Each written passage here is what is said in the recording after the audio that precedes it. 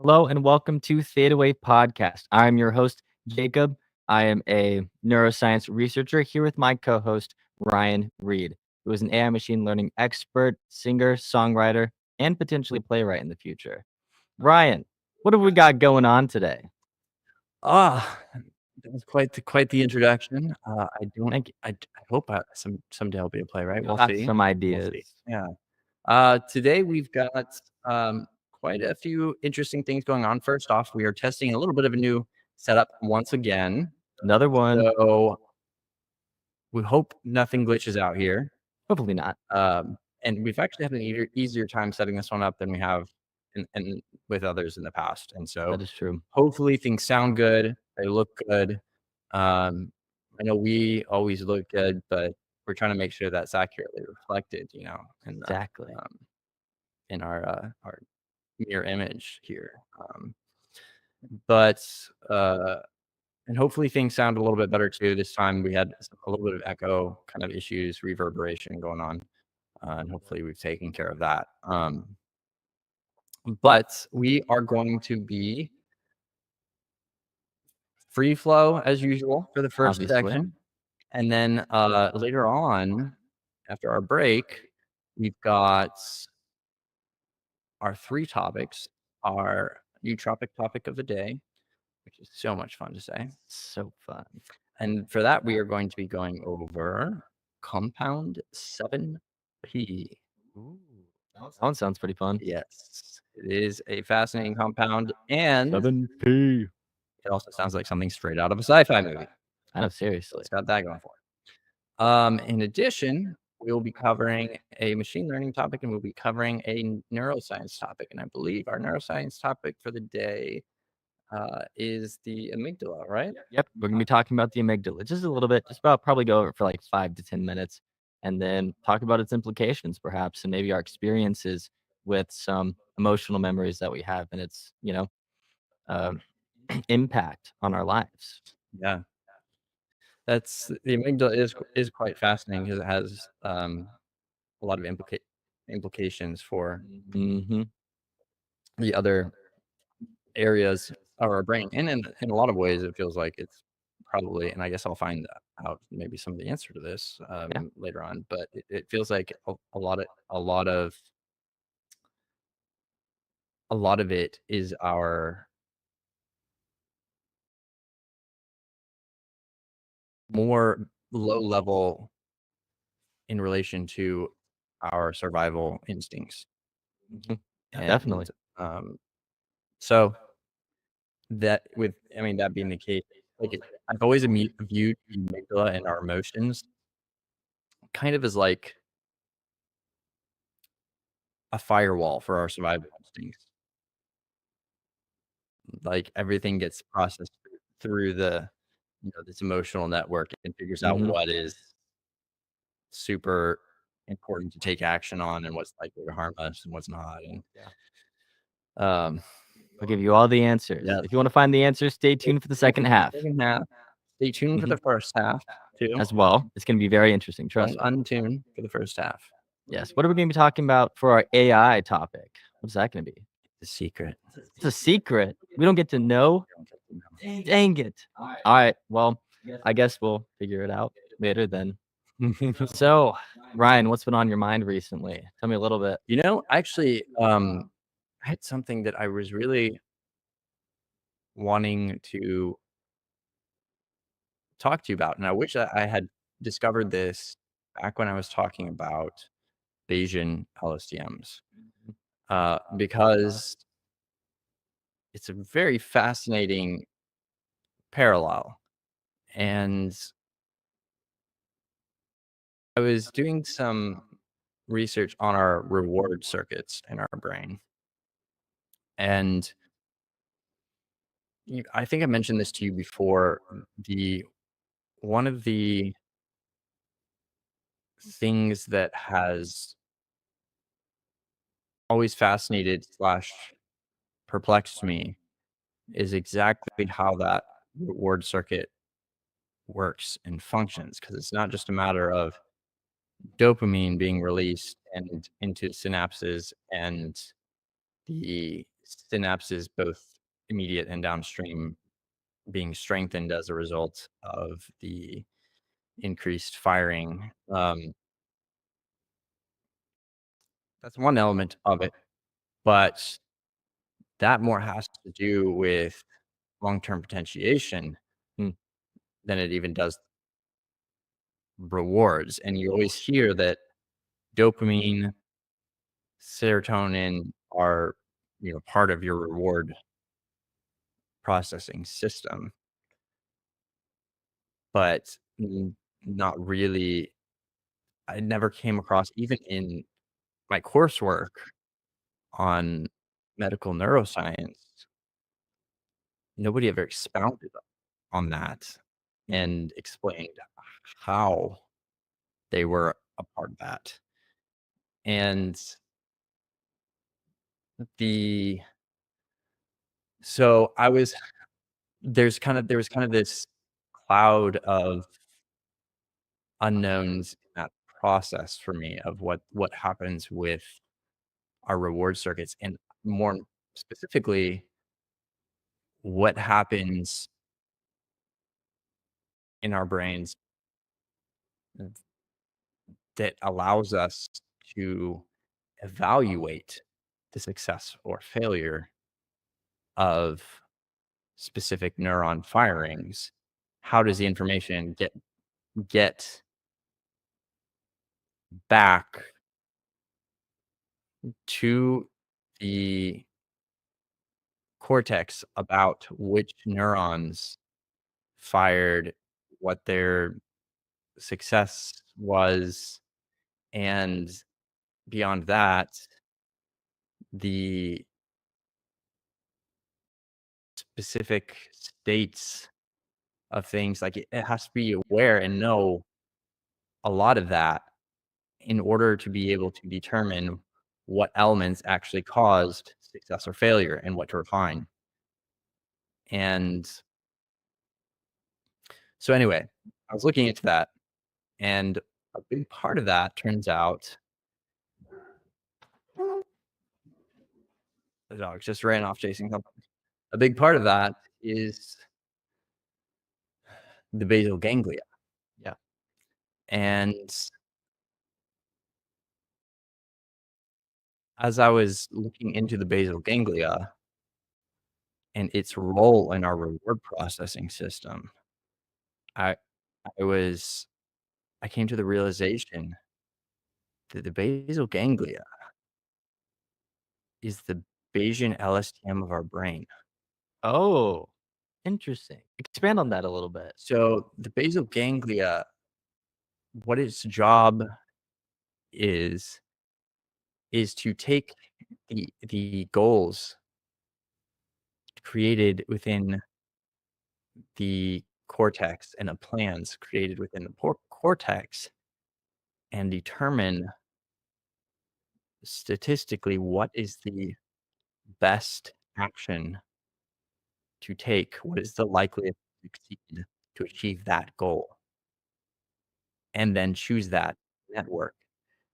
And as as networks fire and it sees the success or failure, that information is fed back around to it. And as it sees the success or the failure of these different firings, it starts taking po- the posterior kernel that we were talking about with the Bayesian LSTMs. Starts making that posterior kernel, basically refining the um, prior kernel, turning it into a posterior kernel, and then replacing it. And so it like basically refines that gut feeling of of given this new information and how things have turned out in the past. This is now the likeliest Mhm. thing to succeed. Yes. And so it keeps on like iteratively kind of refining that with every new attempt.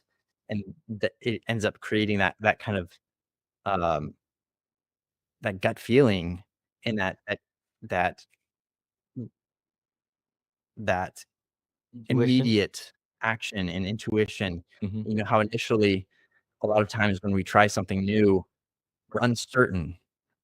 We have an element of uncertainty, like a high element of uncertainty to what we're doing. Like for instance, whenever you and I the did Guys and Dolls together, the dancing in there was something that I had never done before, that type of dancing, and initially, there was a lot of uncertainty to what I was doing, and it would take a lot of forethought and processing to, like, get the appropriate actions and movements and whatnot, and it was because it was so far outside of what my basal ganglia is used to processing as far as actions go, that it had a large amount of uncertainty there. And so as actions are chosen and we see the results and it's fed back around over and over and over again, that uncertainty starts shrinking and shrinking and shrinking until we're able to now very quickly you know, make Yeah. decisions on things. And that's the Bayesian LSTM. Mm. It's defining uncertainty, and as a result of that uncertainty, what is the likeliest outcome? Like how likely is it? Like that's the Bayesian part Yeah. um of the LSTM, is that uncertainty quantification. That's really And interesting. you combine that with reinforcement learning, and now you've got basal ganglia, Mm. which is, taking actions based on uncertainty. So Yeah. What's actually really interesting about that is that the basal ganglia, as well as obviously most of the brain for the most part, follows Carl Friston's free energy principle, like where the brain utilizes this kind of mathematical framework that he developed or showed to be the case that there's this prediction process that minimizes, the free energy or uncertainty of the system as a whole, which is exactly what it's doing in these Bayesian LSTM models at the same time, which I think is really cool. I mean, if you look at it from a neuroscience perspective, what is the basal ganglia doing, right? It's associating with rewards. It's averting from potential errors at the same time. It's regulating mood, it's doing all the things necessary to facilitate kind of that goal-oriented action. It's also, uh, coordinating skills as well. So, it is involved in movement. It's pretty much involved in every single primary function that is necessary to refine a potential goal, which I think is actually really cool. And it's interesting how something like the basal ganglia is also associated with pretty much the exact same functions as brain structures, like, the anterior cingulate cortex or the prefrontal cortex, different parts of those. And it's awesome how interconnected all of that is. And it's cool how we can kind of take that, use it in AI model and see its benefits. You kind of reap the benefits of the millions of years of evolution that we've received. And what's also really cool, I love this is kind of a little bit off topic, but I love the mathematical nature of reality, you know? The fact that both of these, almost what you would look at from like a bird's eye view as seemingly different, are actually pretty much the exact same logically. And that the universe always has wait, to can you operate. backtrack on that and say that again so I can see if I understand it? Wait. Oh, yeah. Well, I was just saying how it's so fascinating how the universe kind of has to operate logically and mathematically. And so, from an evolutionary perspective, what we've developed makes absolutely perfect sense. And we're able to utilize that and put it into computers and machines and make these beautiful AI models. Even if we don't actually take from the brain, you develop something logically, like it has to be like this. And we'll notice the brain is doing the exact same thing as well. I Mhm. think that's pretty awesome. And even if you think about it, our emotions have a certain logic to them, Oh, definitely. as far as their necessity and the reason Mhm. for their existence. That is definitely. one of the things that has captured me very recently, and actually for a while now, because I realized people weren't utilizing their emotions in a good way. I realized that people are actually being kind of held back from their more primitive held back by their more primitive aspects of themselves instead of utilizing and characterizing their emotional responses for up to date, because people seem to be completely controlled and regulated simply by a more, I'm going to use the word primitive again, understanding of the world around them. I mean, you can see it just how quick people are to anger, how people are to lust, these kind of hedonistic Those characteristics of, lustful heathens. yes, all of the lustful heathens, man. It's just so interesting how people are just completely allowing themselves to be moved by this without even any that much prefrontal cortex inhibition, Yeah, because they haven't trained themselves to do it, nor nobody trained them to do it. yeah. Well, it's kind of a feel like a multifaceted attempt at dealing with depression of some sort, and stress of some sorts. Oh, definitely. The kind of stress of living in a world that you can't really control, and and being able to see problems that you can't do anything about, and um what was that face for? My camera's frozen. Does it show that on yours?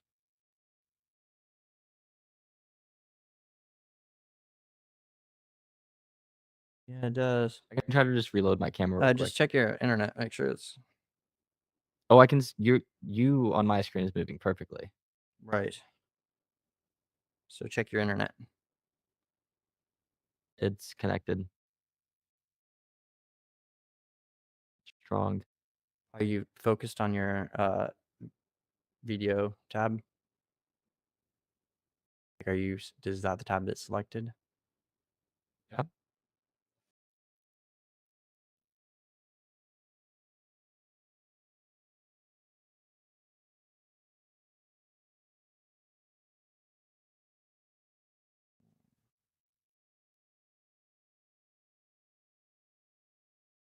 Apologize, guys. This will probably be cut out of Yeah, guys, video. we're having problems with his camera. In case you can't hear his mic, I'm gonna My mic's step going over there good. and try and help him real fast. Um,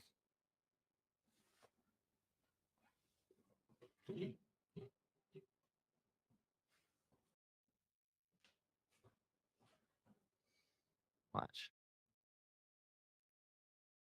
It's going straight to disable video. It's the strangest thing.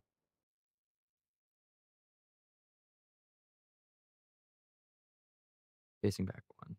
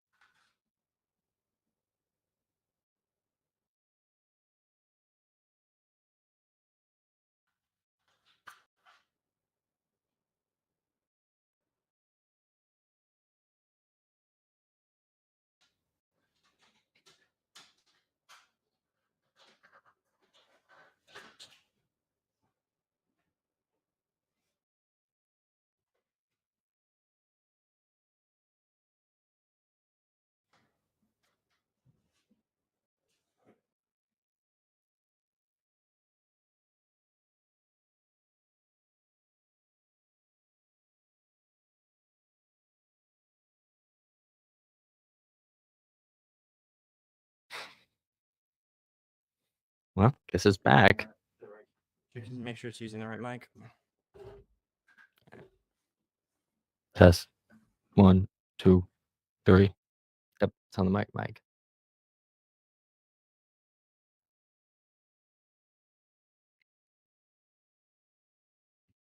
Man, Your audio settings. Make sure that. we're gonna have to edit that. Give me something quick and think about downside.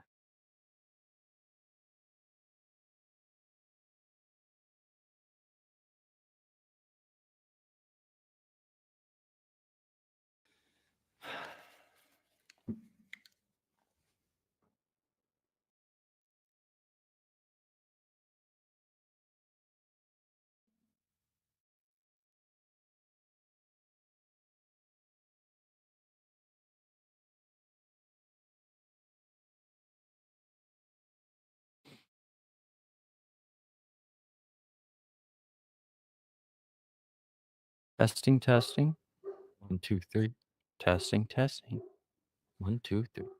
You and me.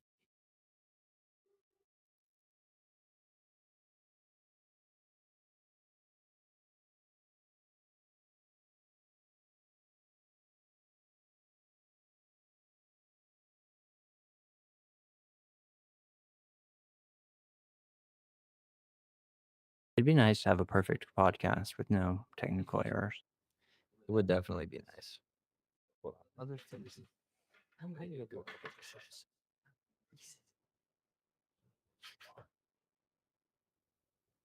Okay, it sounds good. We're good.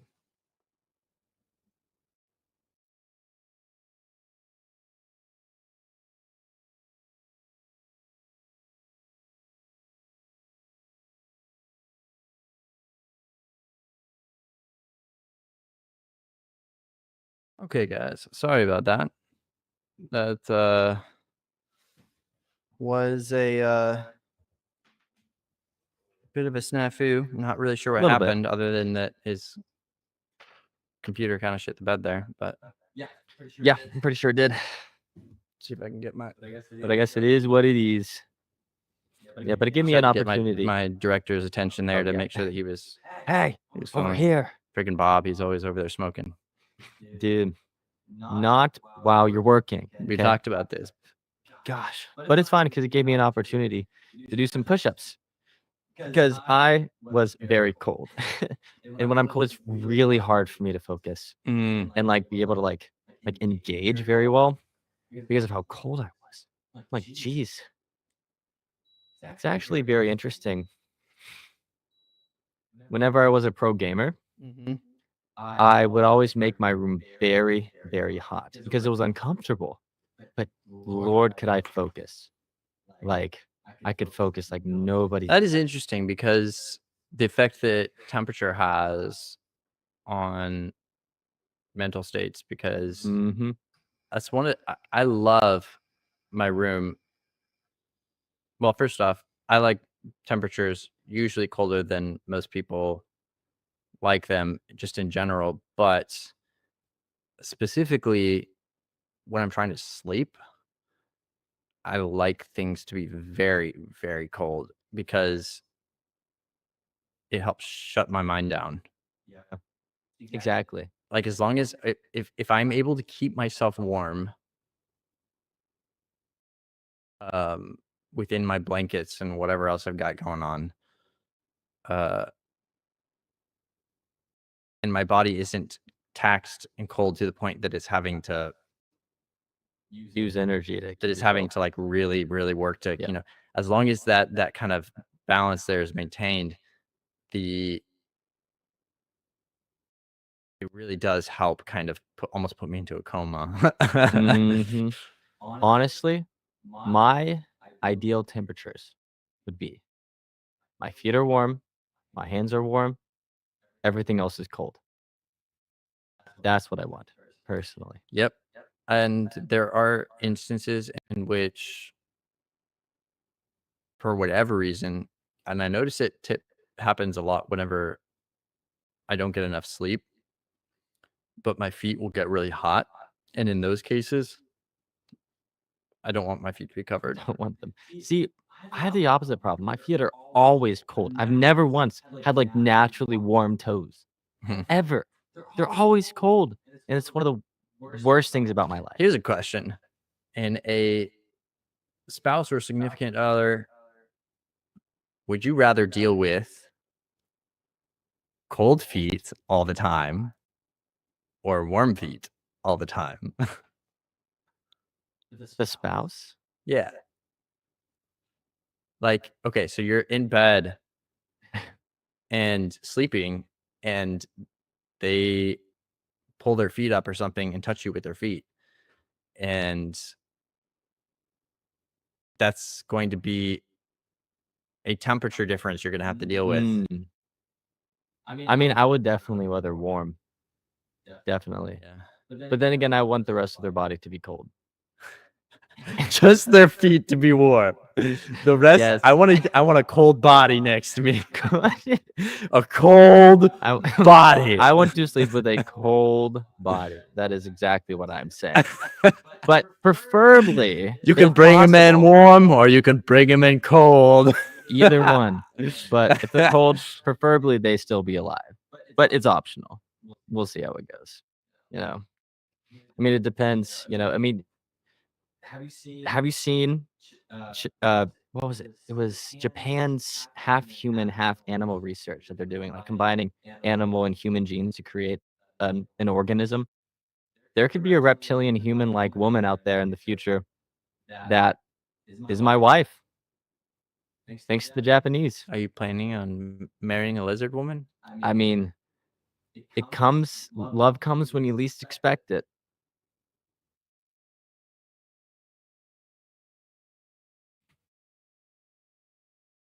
I'm just saying. Listen, I don't discriminate personally. If it's a female, I'm just having trouble processing right now. sorry, I kind of threw a lot at you. Um, But when I saw Japan was doing that, I was like, oh my gosh, I have to learn Japanese and go do research over there. That sounds so incredible. yeah, that does Arigato. sound interesting. I don't really Konnichiwa. particularly want lizard people running around, but it's Decide. Well, definitely interesting. they'd probably be like crawling around, something like that. Like really Maybe, fast. maybe not. They could be Yeah, like the something. gecko from the car insurance commercials. Geico. He just like walks 15 around minutes with an contagion. Australian accent. Like, Yeah, they're probably like a Japanese accents. well, you don't. Hey, that's Oh. hey. Now they could be from Australia. They don't have to be They'd be from- Japanese. They'd be from Japan currently, but you're right. Maybe in like 50 years, who even knows? Yeah. Yeah, I mean that's one of the things that humans have kind of been predicting for a while is like lizard-like people. You know, they always talk about the elites are lizards, but I'm talking about let's make some real lizards, As man. far as I know, Spider-Man was the only one that really predicted lizard-like people. There were a couple others, but I guess that was the biggest one. Yeah. But I mean, pretty popular. Never ends well, though. That's For us true. or the lizard people. Well, robots have never really ended well in a movie. That's not true. R2D2, C3PO, Oh, all the droids in Star Wars. but on Earth.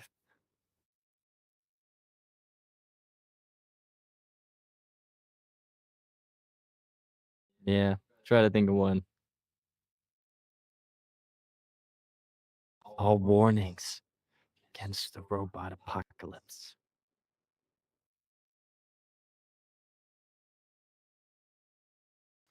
We have Terminator. no, that's not what I'm. I'm saying that was a good one. What is that TV show about Lost in Space? Okay. That was a really good one. Okay, maybe robots. I mean, are that's really cool and technically awesome. that is a. It's not on Earth, but it is a in the same like from the same universe. You The know, distant future. right? Let's see. We've got what is that one? What is that movie with? Oh yeah, there's the movie with. Okay, so there's the one with Woody Al. What? No, no. I'm mixing up names here. What's the guy who plays Woody in Toy Story? The story, I don't remember his name. Never looked at the cast I'm list. blanking on this guy's name. I know this. But the one with him and the robot, there is the. Oh,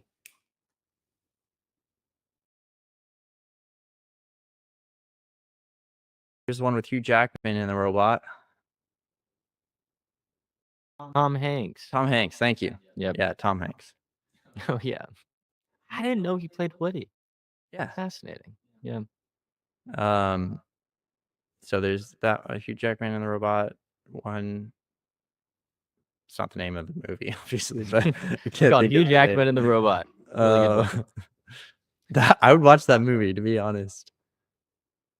There's a lot of Earth-based ones that have really nice robots. Actually, now that I'm thinking about it, it's just that the ones that have tended to be the most popular or most widely received are the action movies, and in an action movie, Usually the robots have to be bad. Mm-hmm. You know what's actually very interesting? I saw this, and I thought it to be pretty true. It's that we don't have to worry about the AI becoming evil. We have to worry about the people controlling the AI being evil, and that's going to be the main issue. Oh yeah, You know, it's just going to be well, fighting the bad guys like we always have. and like anything, if you set it up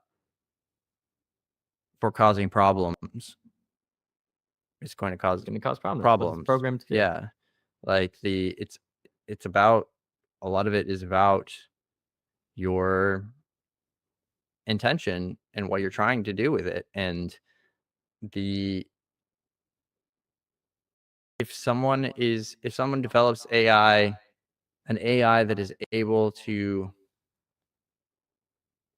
take over the world right off the bat, it is because they had the intention to do that. And that would be a fun AI program to run. Give it that one specific goal. and how would you even program in that goal? Like, Now we can figure it out. well, that's like way too. It would have to have things that are beyond the scope of what's currently possible for us to build into AI. Like, sure, you could give it access to tools from a single server where you could try and get it to like hack into stuff and whatnot if you wanted to, but it's still limited by its hardware. It's limited by its server, its capacity. It's limited by the sheer amount of things that are out there. It's limited by the tools that it has at hand. It's limited by the how well you programmed in its its intent and its capabilities. It's going to be limited by the lack of any access to the physical world. You'll have all of that on it when dealing with that, and so really all it would take is unplugging the thing to stop it. Yeah.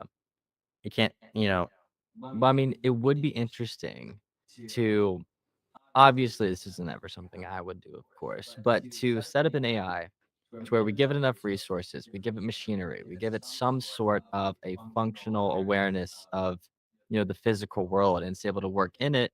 It creates a way to efficiently upgrade its hardware, get resources from the natural world, upgrade its hardware even more, continue that process, get to the point where it actually has an understanding of how to do things in the world, and then continue to enhance itself based on that knowledge, and then continue that process to get to where it kind of has its own little empire going.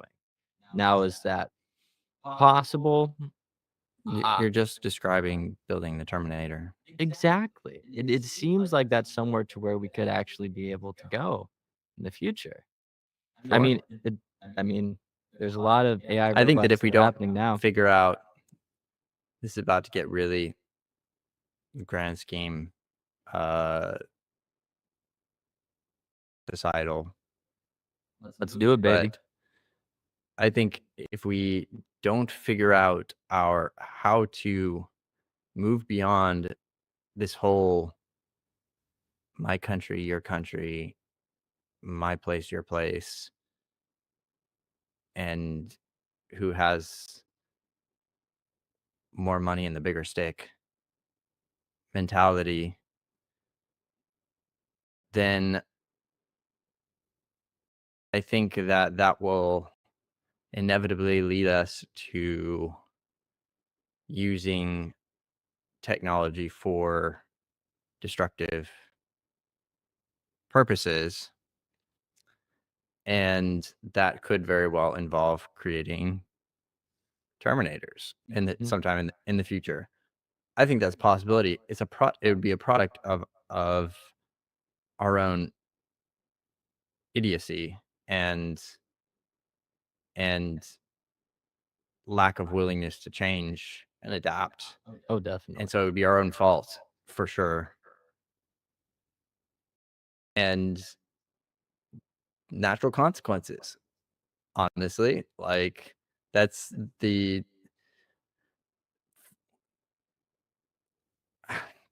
if you as a species that doesn't change dies. And if we have if we are getting to the point where we are unable to and unwilling to change, then that we can expect that will be the outcome. Now, I think that technology and technological development can push us in two directions. It can push us to more selfishness and more interpersonal conflict and combating each other more and just give us a bigger stick to do it with. Or it can help us realize that we really don't actually need to do that Mhm. and that's not necessary. And if we utilize our sticks for what they were intended for, everybody gets a slice of pie. And I'm not saying that to describe. I realize that statement sounds a lot like almost like a like communism style mentality, but that's not what I'm referring to. Because I don't think that any of the systems that we've tried so far is a good option for us now. Like I think that we need to be changing and adapting. We need our systems to be able to change and adapt with us. And so I think it can push us in both directions. I hope it pushes us in the healthy direction, but I'm also a little bit worried based off of the kind of unflexibility of a lot of our current systems that people won't be willing to let it to change. I mean, it's one of the age-old questions in evolutionary biology. Was superseding our genes actually the best way to survive? It seems to be that we get a lot of benefit, obviously, from having the flexibility of being able to go towards different endeavors, different goals, and then have this complex brain structure able to orient that because we have everything necessary to facilitate it. And we no longer need to be completely oriented by our genetics. We're 80% developed by external environment, and that comes with a lot of great benefits. But also, from the perspective we're at now, from a technological standpoint, it actually could be seen as a disbenefit for the long term potentiation of the species because now there's actually a lot more choices. And now we're a lot more externally oriented by the sense of self instead of the individual procreation and genetic propagation of each individual and as a species as a whole.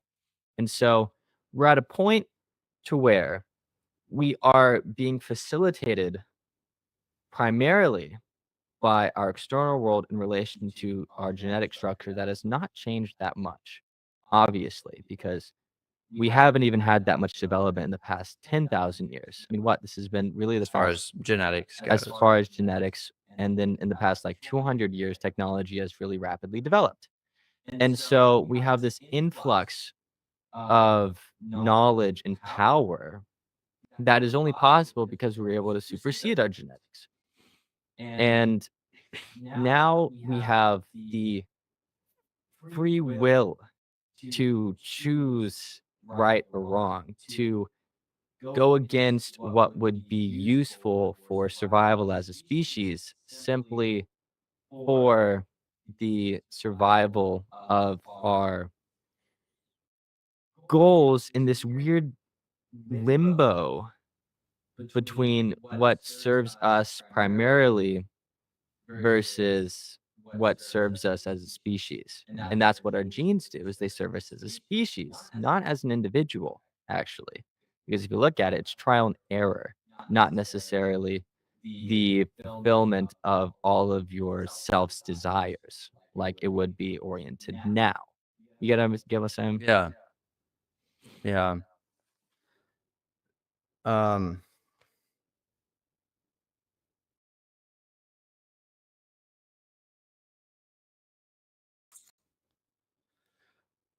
I think that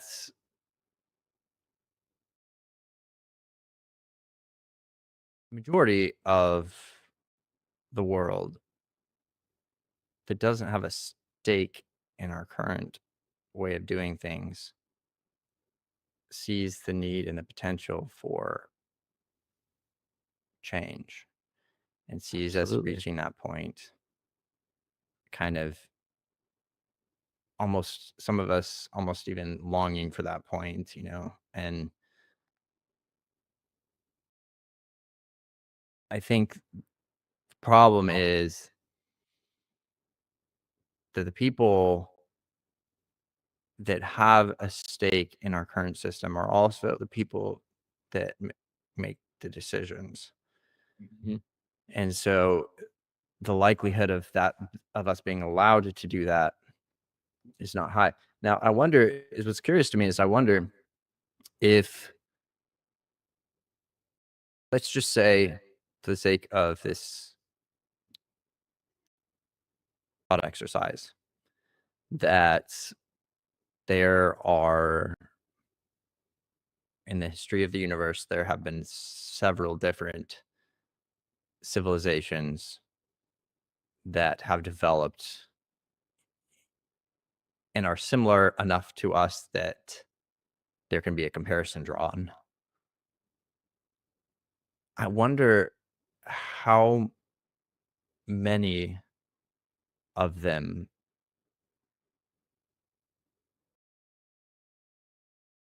ended up reaching a point to which they had to decide to set aside their inbuilt biological natural instincts for the sake of adapting with their current point in evolution and technological development. And how many of them, if that is a commonality, reaching that point, how many of them made it through that versus how many that didn't?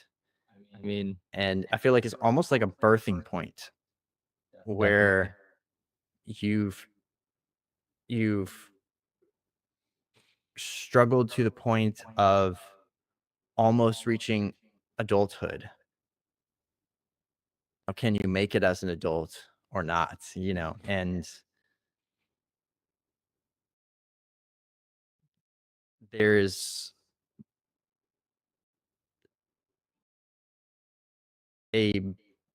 that biological element that wants to focus on self above all else. It wants to do whatever is necessary to make sure you're set up for safety, for success. Even surpassing your kids' Mhm. safety and success. And there is a certain element of that that we can see we set aside for larger goals, like people sacrifice things for their kids, which is a larger goal of feeling like you're extending your life or your lineage kind of thing.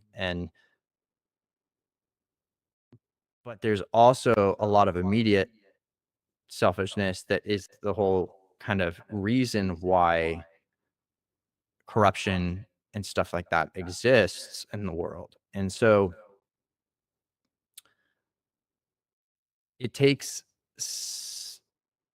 seeing the larger goal and wanting the larger goal enough that you are willing to set aside those inbuilt immediate selfish gratification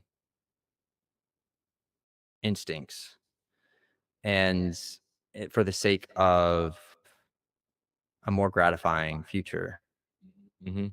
And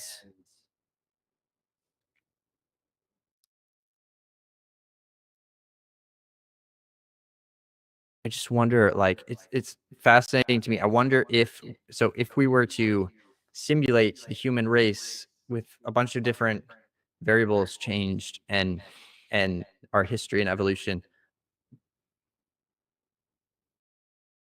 would any of them get to a point where they were able to set that aside? Would all of them get to a point where they could set that aside? Or would there be some like significant ratio in between that reach that point? And it's just interesting. Like, I hope I live to see the answer to that question, because it's fascinating to me as to whether or not we actually will be able to do that. I think that if you were to run these simulations, and keep running them, and you got to an astronomical number of these simulations, and you were to statistically analyze which one is more likely to happen, I think it would come out 50-50. I think this is a huge gamble. It's basically like, do you choose red or black? Blue pill or the red pill? I mean, pretty much exactly like that.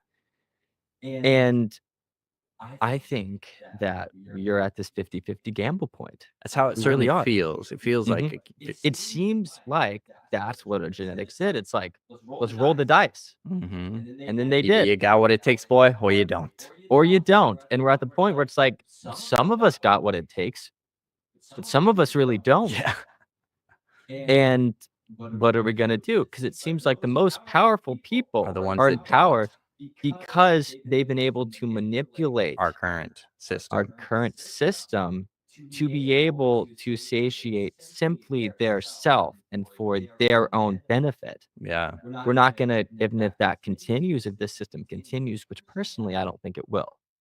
I think it's going to change. I think it's going to naturally I think change over it'll time. naturally break at some point. And the question is, how destructive will that break be to the rest of us? Exactly. Is that break going to take the rest of us along with it, or is it going to be a a just a bug, an error in the system that we can then recuperate from, or is it going to be a critical error that ends the whole thing? And I mean, how long can the play go on? How long can we keep being entertained? How long can we keep being satiated? are you before not we've had enough? entertained?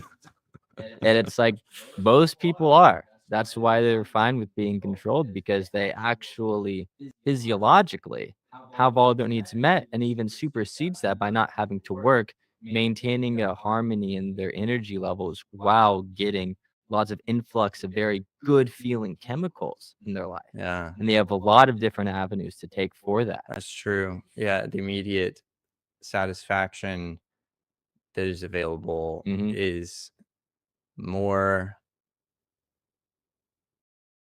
appealing than trying to fight the system. Which is really sad because I think a lot of people actually most people want to fight the system. They Yeah, want to fight those desires, but they just don't understand they can. And they don't yeah, understand the ways to actually pursue something because, I mean, if you look at it, job market's not that great. If they kind of failed high school, what's the best they're gonna do? They're gonna have to work 40 to 50 hours a week, get by, and that's about it. That's all they can do. yeah. And I'm I Make life hard enough that they don't have time to think about anything else. That's exactly what they're doing. Yeah. And I don't think like this is not that I think any of this is necessarily premeditated by anybody or that, it, that it's a conspiracy or anything like that. It's that that is the system that they are utilizing. Like Yes. it is whether or not they created it, they are utilizing it. There's not some council that's deciding this for the purpose of evil. Right. It's simply the natural human It's like, tendency oh, let's take towards to go this advantage of way. these elements and really Exactly. capitalize on them. Yeah, and I don't even think they're really understanding the ethical implications of what they're Probably doing. If not. they are, they really don't care because they don't think it really matters. Well, obviously, well, I mean, why would you care about somebody that you don't know and you've never seen before and you never will Exactly. see? And do you really think that if even if you own some like big multi-billion dollar company, that these decisions that you're doing to really just like extrapolate the essence out of these people, do you really think that's going to have like long-term implications? No, you just know that, you know, your money's going up. That's really all you care about. Mhm. And you can say, wow, this is such a positive thing that's happening in my life. Well, let's continue to do it. Mhm. That's really all that's happening. Yeah, they have There's a very no very deeper. short feels like people have very short visions. Mhm, Like their vision stops at their expected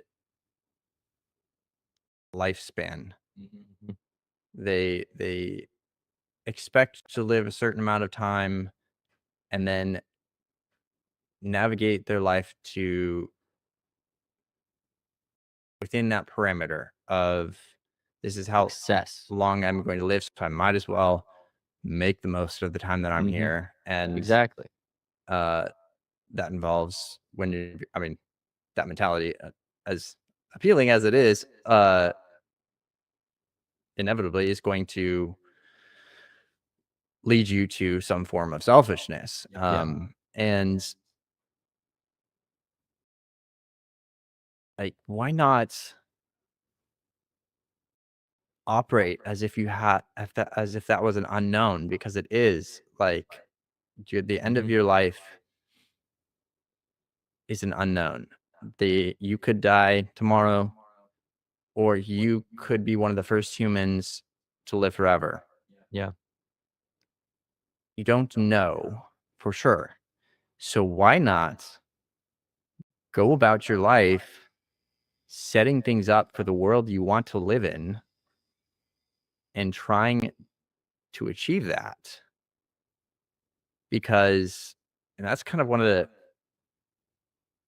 you're probably hearing like one of the things in my head that I've mulled around a lot and like am weirdly passionate about and also kind of really frustrates me for on a lot of different levels, one of which is the frustration of seeing better ways of doing things that I Yeah. can't really easily fix or do anything about. But that frustration, that's kind of what drives it. It's the willingness to confront it, to recognize it, to try and solve it, and that drive that comes with that frustration that kind of Mhm. almost propels you in a direction that will allow you to do something about it. I mean, one of the best things we can do is do our best to kind of attempt that butterfly effect, to change people that then end up changing other people that end up changing a society. And if you actually initiate that, the possibilities are endless. Like you said, you don't really know what your life holds in store in the future. And you have the ability to actually capture it and mold something out of it. And through that molding, you'll find other people appreciating and taking that art and molding their own life It's in the like, same manner. would you rather be the dead man with $1 billion in your pocket or a living man who helped change the world? Exactly. And for me, I know science, technology, healthcare, all of those things are going to improve drastically when we no longer have a a self-centered focus in our society, and everything, and when everything is no longer dictated by the dollar, and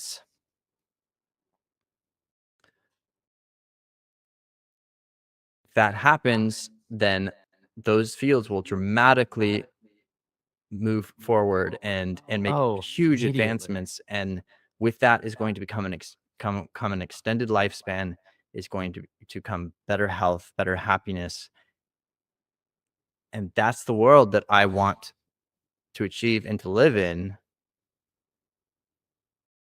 So I'm not going to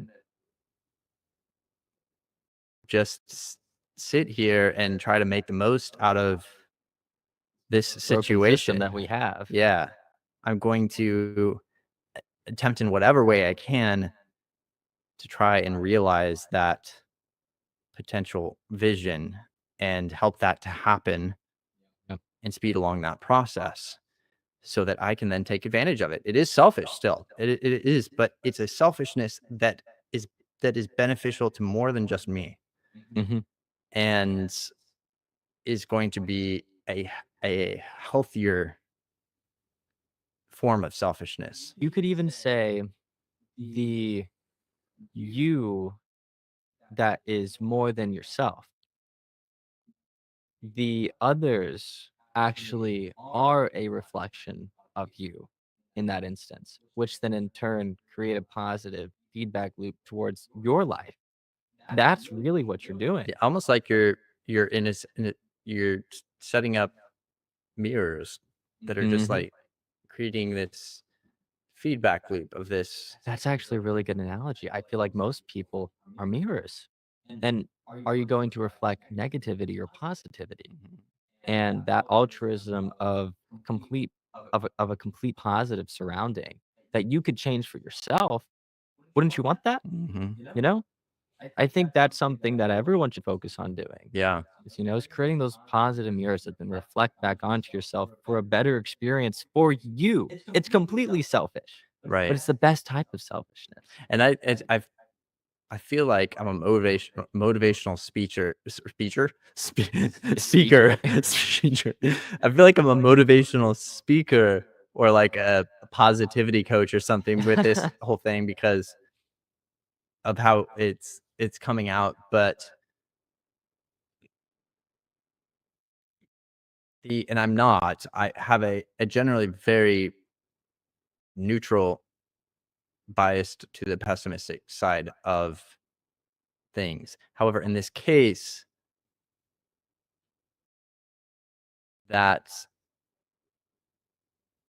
pessimism has led me to certain realizations and analysis that have spawned a passion towards finding a way to achieve this positive vision, Mhm. and I just I think that maybe we're taking baby steps in the right direction,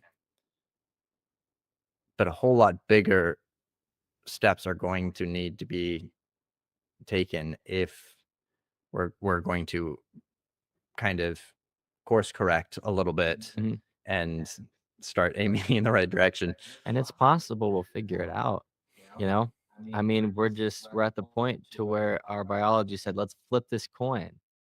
And right now we're all kinda like, "Oh, it's no, the right answer is heads, it's tails." And then we all, like, punch each other because we're like, "No, it's supposed to be heads, it's supposed to be tails." And then all of a sudden, the last few people standing who aren't knocked out are gonna realize, "Oh, it's whatever it is." And then it's gonna be achieved and possible. Now, I mean, if you think about it, I mean, who knows how many cycles of human civilizations are gonna be needed to achieve that? How many hundreds of millions of deaths? I don't know, but it Yeah, might be a lot, or it could be very few. It's just yeah, it's just still an unknown. I would like for there to be little deaths, personally. I want as much human consciousness as possible on this planet for everyone to be able to look at the beauty of what's gonna come in the future, because I know it's gonna be good. I have a gut feeling that it mhm. will be, If we can make it, yeah. if we can make it, and I have to take that gut feeling and make it a goal and continue to live my life and Otherwise, bring as we many people. otherwise we aren't going to make it. Exactly. If everybody just ignores that Mhm. and doesn't try and make it a priority or a Yeah, goal, we're not gonna make it. and it's such a to some people, what we're talking about seems so trivial Mhm. because, well, And who cares about abstract, that? like, It's so abstract and trivial to them because there's like, I gotta feed my family. right. Who the hell cares about this?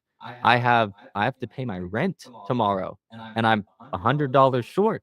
What am I gonna do? I don't care about your long-term Do you goals want about maintaining to society. be in a society where you struggle every day to feed your family and to find a place to live, or do you wanna be in a society that recognizes the fact that that stuff is no longer something that needs to be struggled for Mhm. and should be a priority for us all, making sure that those certain elements are secure for everybody, and that shouldn't be a stress in your life, and it shouldn't be something that is your sole focus until you drop dead. Mhm. And Yeah. and if you want that at all, like, s- start doing something about Mhm. it. Like, you can still navigate your life, still feed your family, all that kind of stuff, but if 100% of that time is not taken up with that process, you have time. Yeah. Mhm. And I wanna be doing that more, that's for sure.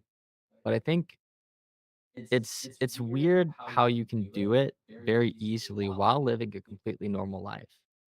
It's something that's totally achievable, like you just said, you Just know? talking to people, like Mhm. influencing other people, helping to them see the potential there. This is the only route that isn't violent. Mhm. I mean, if we get to complete systemic relapse or collapse, there's obviously going to be a transformation that's gonna happen. Mhm. But I would very much prefer a smoother transition, and that's only gonna come from internal change within the system to then navigate a new one, to Mhm. actually change its parts to fit a different function instead of continuing until it breaks and then build a completely new one. Let's use the parts we have now to reconfigure and Adapt, yeah. reorganize it, to optimize it, to have a better functioning society. And that's it's only possible from if the beliefs of the culture and society can The vision is clear enough. exactly. And the Yeah. vision is so distorted. It's Mhm. completely distorted. You know, it's interesting because I used to be pretty far right. And that was just because everyone I knew was. And so like, yeah. And then I actually recently tried to like, and then I kind of like stayed away from politics. I was like, I don't really know what to think. This doesn't really involve me. And I'm going to vote in local elections for who I think isn't corrupt and who isn't just, only cares about themselves. I'll do that. But I tried to look into politics again, and navigating it was just insanely chaotic. I had no clue who to vote for. Well, because everybody presents an image of themselves and everybody else, and there's no way of validating without knowing them Yeah. which one of those is true. Mhm. That's the same reason why I stay away from politics. I used to be far right too when I was young. My family is, and and then I went to a little bit more on the left side. It's probably kind of a little bit of a stick it to the family values, Yeah. shortly after college, and then I wound up directly in the center of most things where it's like either neither of you are right actually, or both of you have relevant Mhm. points that you're Yeah, and we making, can combine those, use them or both. maybe tweak things slightly. Mhm. But more than that, I kind of began to like detest the idea of taking a side. It's like, why are we taking sides? Like, there is no Yeah. right side and wrong side when it comes to multiple different issues. Like, Yeah. you choose your thought on the issue, not on the side. Mhm. Like, you don't need to subscribe to a group of ideals. Choose Yeah. your own ideals and think through them. If you're gonna have an opinion on something, like, think through it. Ideals that don't evolve with the society always end up breaking.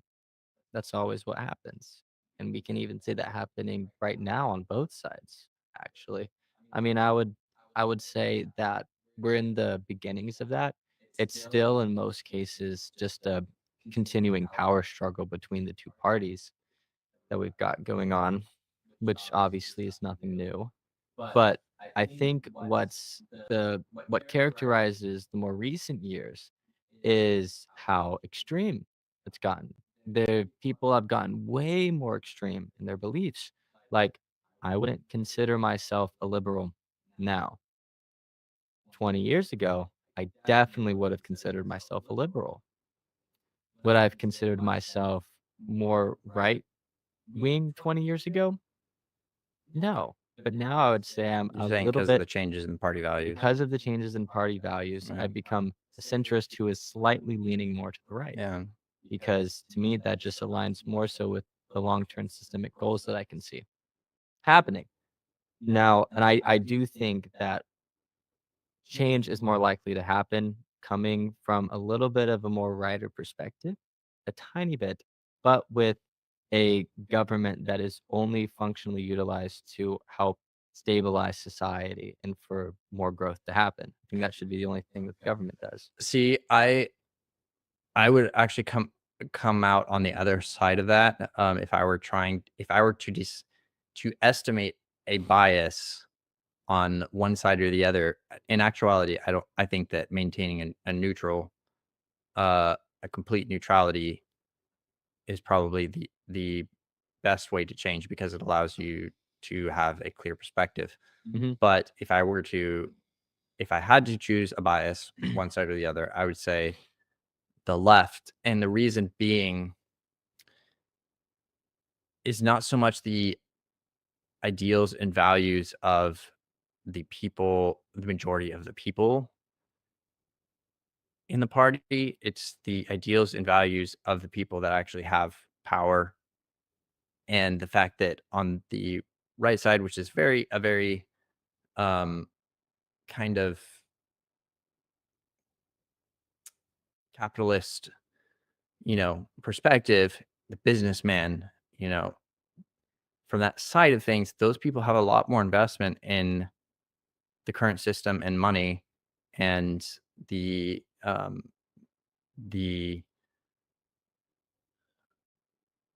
a lot more experience with manipulation for personal gain, or utilization for personal gain. And sometimes, not always, sometimes. But the left, while perhaps more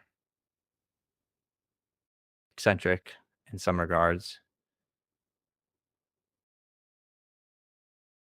tend to have less of that mentality and more of a view of the whole, Mhm. like a kind of like for everybody's good mentality. So while I don't particularly think either is healthy for the long-term vision, I think that if I had to choose one, I'd probably choose a bias there. I'd probably choose Yeah. that left bias for achieving the goal because Mhm. I think in this specific case, that mentality it fits a little bit better. I would agree. And, it was definitely very interesting. It was kind of an eye opener for me watching the inauguration of President Trump, seeing just Jeff Who, by the way, I'm Bezos. not I'm not again not left or right. I'm in Very the centrist. middle. I don't pick sides, and I generally stay out of politics altogether. If I have an Yeah, opinion on something, it's on an issue. real. Um, but I will say, for the first time ever, I am cautiously hopeful about some of the things that are allegedly planned to be implemented. So, I'm very curious too. It's obviously still the first week of his, presidency, but I think he's gonna work hard. And is he gonna work hard to please his billionaire buddies? I don't know. Like I was saying at the inauguration, it was very interesting to see all of the biggest billionaires lined up right behind President Trump with his cabinet behind the billionaires. It was quite interesting to see because it just seemed like the most important people currently in America are the billionaires controlling it. And that to me causes a lot of worry. Now, I also think that it is possible that Trump could actually control these people. I mm, think that I don't think Trump's gonna bend to their will. I think he's gonna make them bend to his will with some good deals and contracts that he's gonna make with them. So I'm hoping for the best, but like you said, I am also I'm cautiously expecting some good things to actually come out of mhm. his 4 years. At the very least, it's something different. Mhm, Like the which way will be that we've nice been doing things has not been working and it's not been because changing. Joe Biden's been running the country. Well, this probably makes sense well beyond Joe Biden. I know, just Uh, the tip of the iceberg. the Maybe like the pelican that landed on the iceberg. and at least now with businessmen involved, it's something different. Like Yeah, it's a new variable mhm, that is can't be worse than just leaving things alone. And yeah. Can't be worse than just sending all, hundreds of billions of dollars to other countries. honestly, if I had to choose between a politician to make decisions for A the country businessman? and a businessman, I would probably choose the businessman That's because all I'm saying. he's I think way that more too. right to be making executive decisions on Mhm. things Yeah, than like, I a think politician does that spend his life trying to schmooze and trying to gain uh, power. gain power. Yeah, Mhm. because at least the businessmen and executives have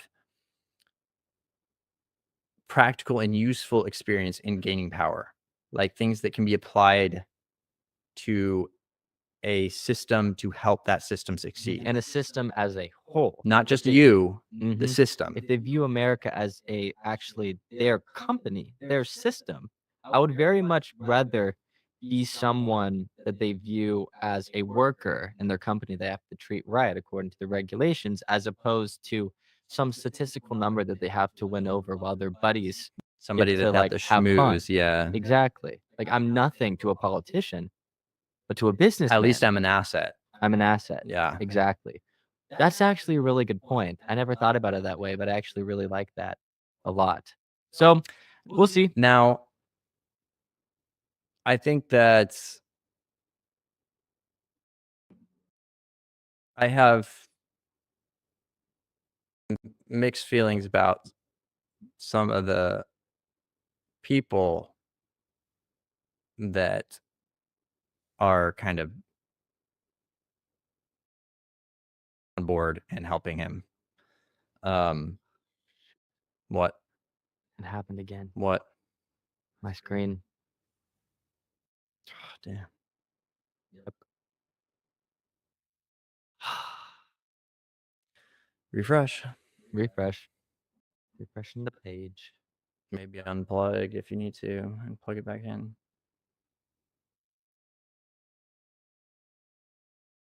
I hope that wasn't too long ago. It was.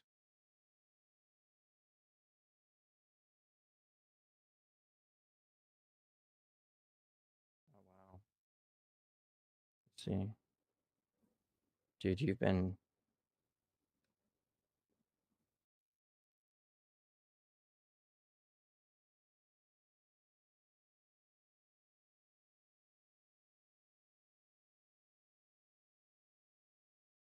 It's been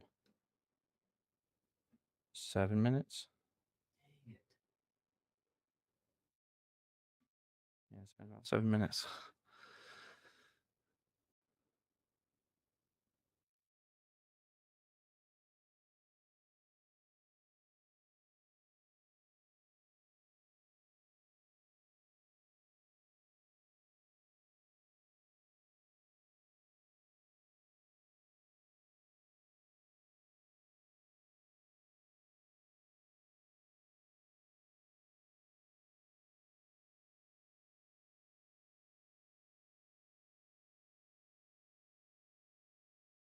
Computer plugged in?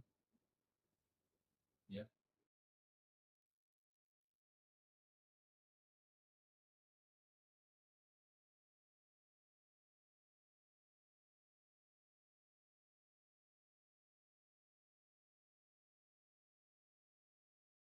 I just need to give you a different operating system.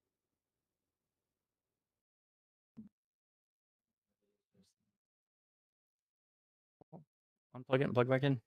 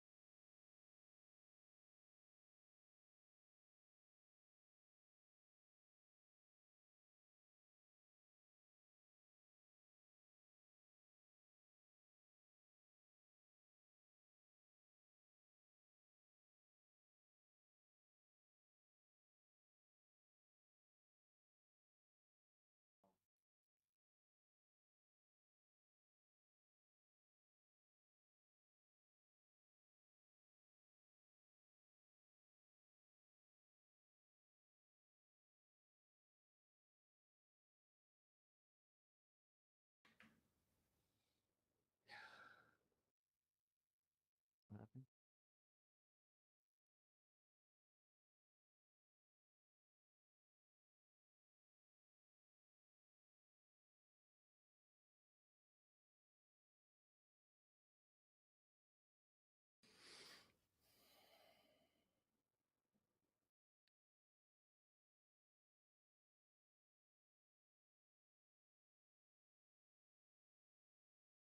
All right, guys, we are going to cut to break while I help him figure this out real fast. So we will be back at their second half and here in a short bit, and we'll cover our research topics. And so stick around, and we'll see you then, probably in about 5 to 10 minutes.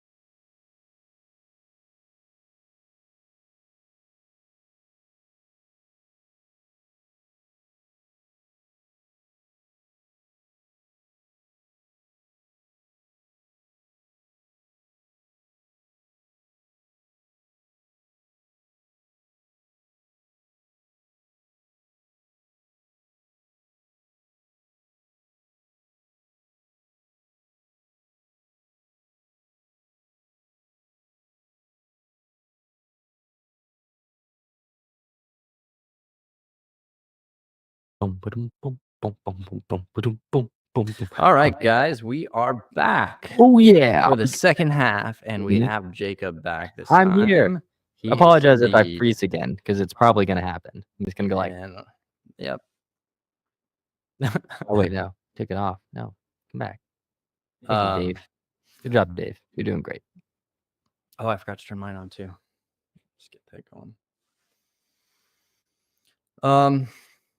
So yeah, we've got a little bit of a complicated setup we're going on right now, which is kind of why we're running into so many technical issues. Eventually, we want to be hardwired into stuff and not allow any room for glitches, or at least as much as possible. But right now, our setup is currently okay. So we've got two different cameras that are connected to two different laptops, one of which is running Windows, the other one is running Chrome OS. Yeah. And we are streaming via a WebRTC intern server.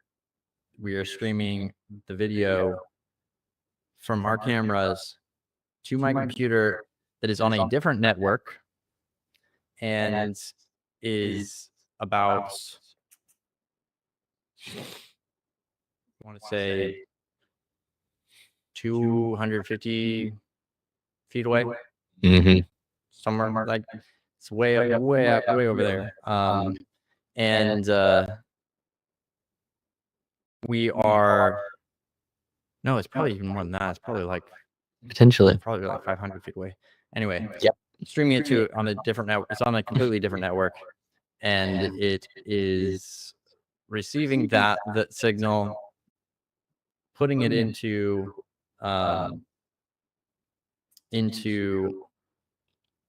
vMix, which is then taking our audio signals, applying some separate processing on each of our audio signals to help reduce noise, and then the whole audio signal to help reduce reverb that we're getting back and forth from our microphones.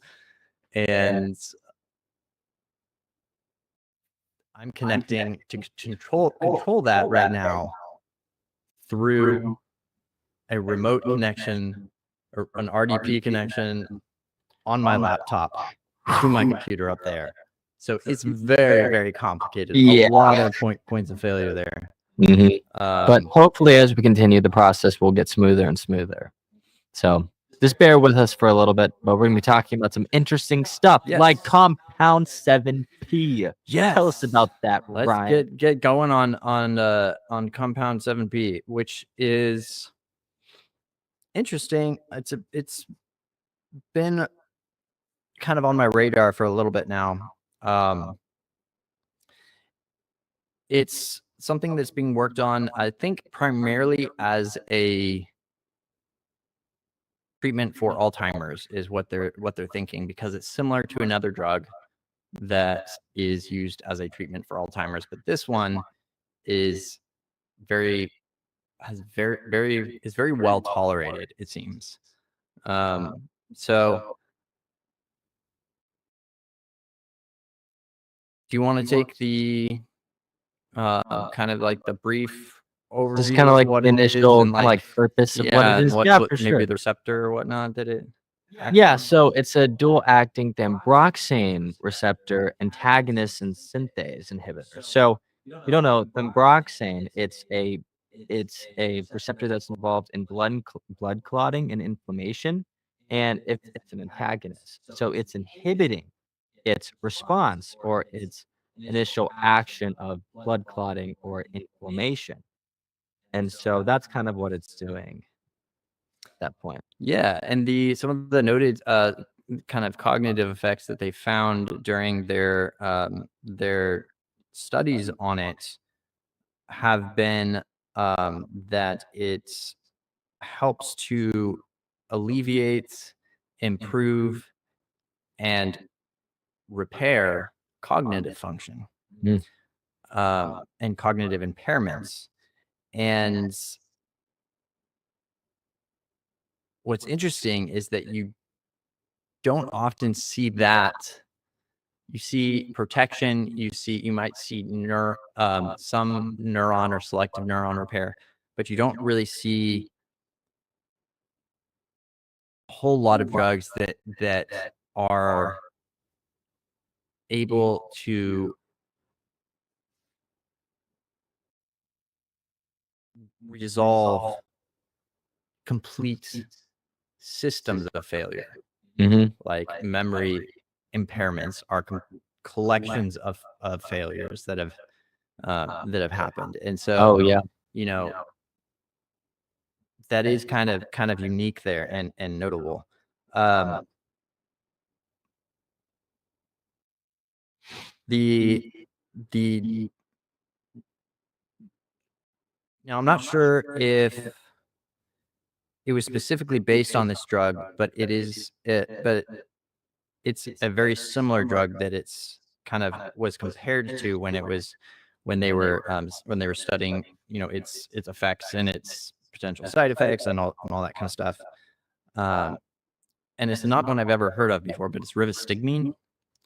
And apparently it's one that is used currently is used to treat Alzheimer's, and has been for a bit. And that does so by increasing the levels of like acetylcholine in the brain, which I think is really interesting. I kind of want to use it. Yeah, well, that's how a lot of these things are working. Especially anything that involves memory, often in some form or another involves the acetylcholine receptors, and we know that the race TAMs, which have been known for a long time to help with memory, those are a class that it is suspected directly impact your acetylcholine levels. Yeah. And so while a lot of these have kind of secondary effects on acetylcholine, through whatever mechanism they have, they're all seem in some form or another to increase long-term potentiation, the formation of new synapses, and that kind of stuff. Mm-hmm. Now, the potential therapeutic benefit for this doesn't really stop just at Alzheimer's. It could potentially be expanded well beyond that specific cognitive impairment. Specifically, and we'll get to this in a second when we talk about its mechanisms, but it specifically was noted to be able to repair the retinal areas of the brain, which is fascinating. And I'll explain more why I particularly find that so interesting once we get there. But Yeah.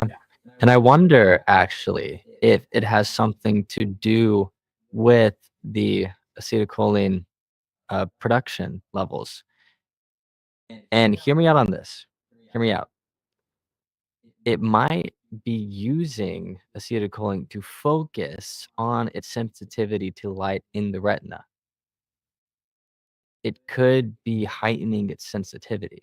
I could potentially see that, but that's not going to necessarily fix broken connections. That in and of itself, like it might enhance the other connections that still exist, but it might not. I don't necessarily think that it could be assumed that it would fix those missing connections. Yeah, I guess so. I'm just kind of curious as what that to is. how it affects the retina because, obviously it's like it has like progastolidin 12 synthase, right? And the roxy synthase, which is like anti-clotting, anti-inflammatory, which I guess would be good for memory. And Well, it'd be good for and probably pretty much anything. and for pretty much anything. And like you were saying, kind of what we were talking about last time with its benefits for helping the little helpers in our brains. Why am I blanking on the name? The the cleaners of the brain, not the neurons, like the astrocytes. Glial? Yeah, the glial cells, like Yeah. astrocytes, like those. It's helping and maintaining kind of a stable balance of cleaning the amount necessary in the brain. So that could potentially be Yeah. something that it's doing in the retinal area as Yeah, well. the it looks like, at least with their cultures of neurons that they um, initially tested this in, it looks like they tested it in hippocampal neurons, cerebral cortex neurons, and retina, Mhm. and it showed outgrowth in the neurite outgrowth in all of those. Yes, which is Um, interesting. yeah, and Yeah, and the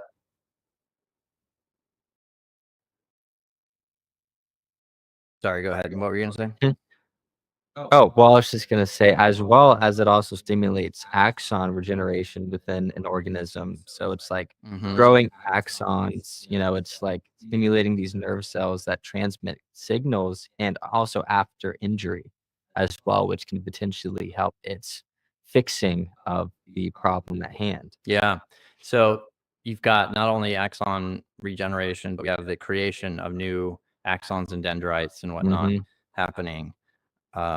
And obviously, the relevant area for Alzheimer's that this is going to affect is going to be the hippocampus, Mhm. and probably also the cerebral cortex to some extent, because it's about that kind of connection there. Yeah. Um, but the particular thing that I just want to focus on for a second here is the noted retinal um, uh, effects that this was having, where um,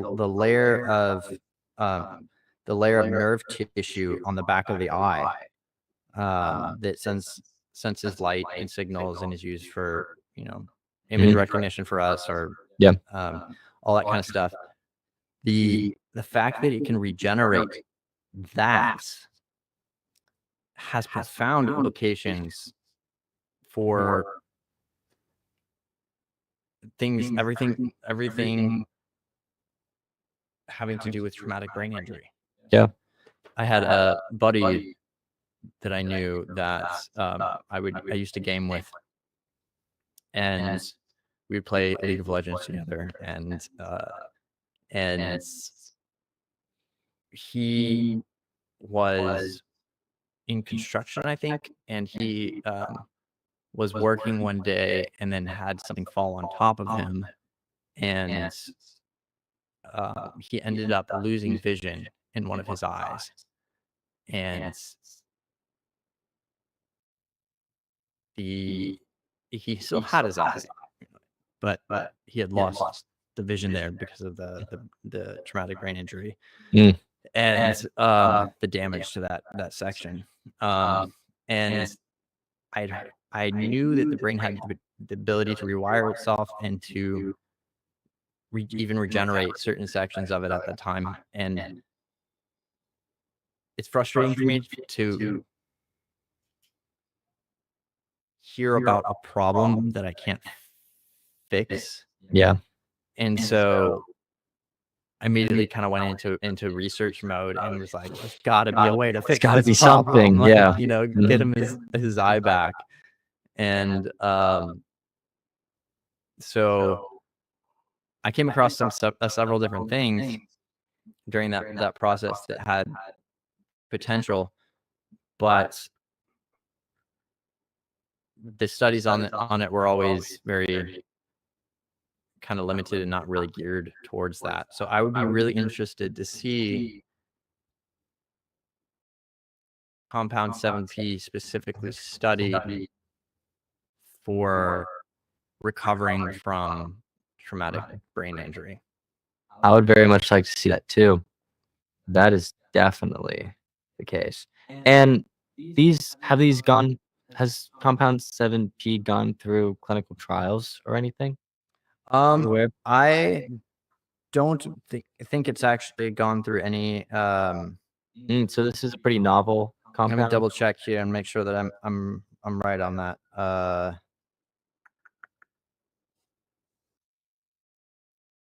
don't want to say something that is not accurate here. That's fair. I think it's just preclinical. Preclinical. Okay. Trials. I don't think it's actually reached the clinical trial stage yet. Let's see.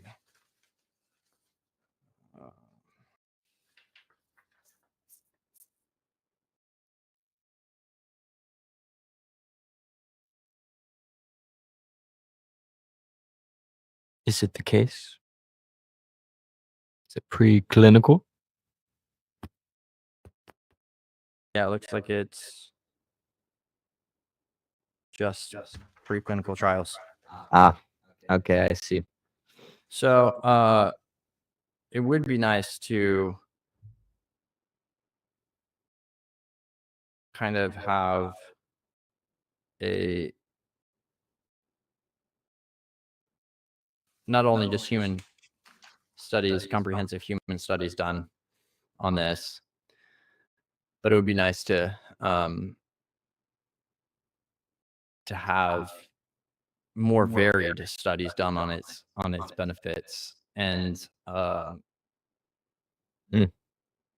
think that's one of the big problems with our current medical system is there's so much research is halted by the cost. That is definitely the case. Like people have to pick and choose. Companies have to pick and choose what they're going to study something for because of the cost of performing the study. And beyond that, they have to make sure that that condition that they choose is something that they are going to make money off of. Exactly. Which is a shame because there's a lot of research that would be really helpful that they wouldn't make money off of. But hey, that's what we can do. That's what we're gonna do for sure. Also, what is also very interesting, as I just looked this up, is that acetylcholine actually modulates the activity of specific ganglion cells that influence visual processing by affecting their response to light stimuli. So that could definitely play a role in how it's affecting those retina neurons. Right. For sure. And that's acetylcholine does that with everything. It to my knowledge, it's with all neurons, it affects their ability to adjust themselves, to tune. And as we get older, those kind of weights that we have in our brain, so to speak, those neuron values get, or those threshold kind of values get solidified and become harder and harder to change often. But acetylcholine helps that by making those neurons more variable and adjustable to new stimuli. I see. I see. Yes, that makes sense as to why it's involving like the hippocampus, the cerebral cortex, retina, prefrontal cortex, and even the amygdala is affecting as well, which we'll talk about in a little bit. Yeah, and the fact that it has such wide-reaching effects means that it can actually probably has the potential to improve a lot of different areas of your brain or affect a lot of different areas. Definitely. Even your attention mechanisms, your like your salience and your default modes and all that stuff.